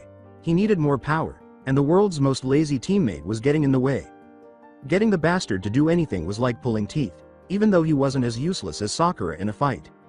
We are registering. We were told we were ready by Kakashi, sensei. Shikamaru simply let out a sigh and kept gazing up at the clouds. Sakura walked over and glared at the slothful Nara. You better be there. With every ounce of menace she possessed, she threatened. How troublesome. Yeah, sure, I'll be there. Despite his laziness, he wouldn't ruin a shinobi's career. He had lost some of his initial joy at having a sensei who was constantly late. He enjoyed taking it easy, but being around Sakura and Sasuke was, well, annoying. He and his father had discussed the future and the possibility of Ino Shika show being revised in the future, and there had been some encouraging news. Shinobi didn't always stick with their genin teams after they became chunin. They frequently worked alone or in pairs, and Naruto's Jonin sensei had told them that Naruto wanted to be a hunter.nin. In order to improve his chances of rejoining the team, which would have happened had he not slackened off so much during the academy, he was actually going to try to get promoted. Sakura and Sasuke appeared to have anticipated an argument from him, but they both nodded and left.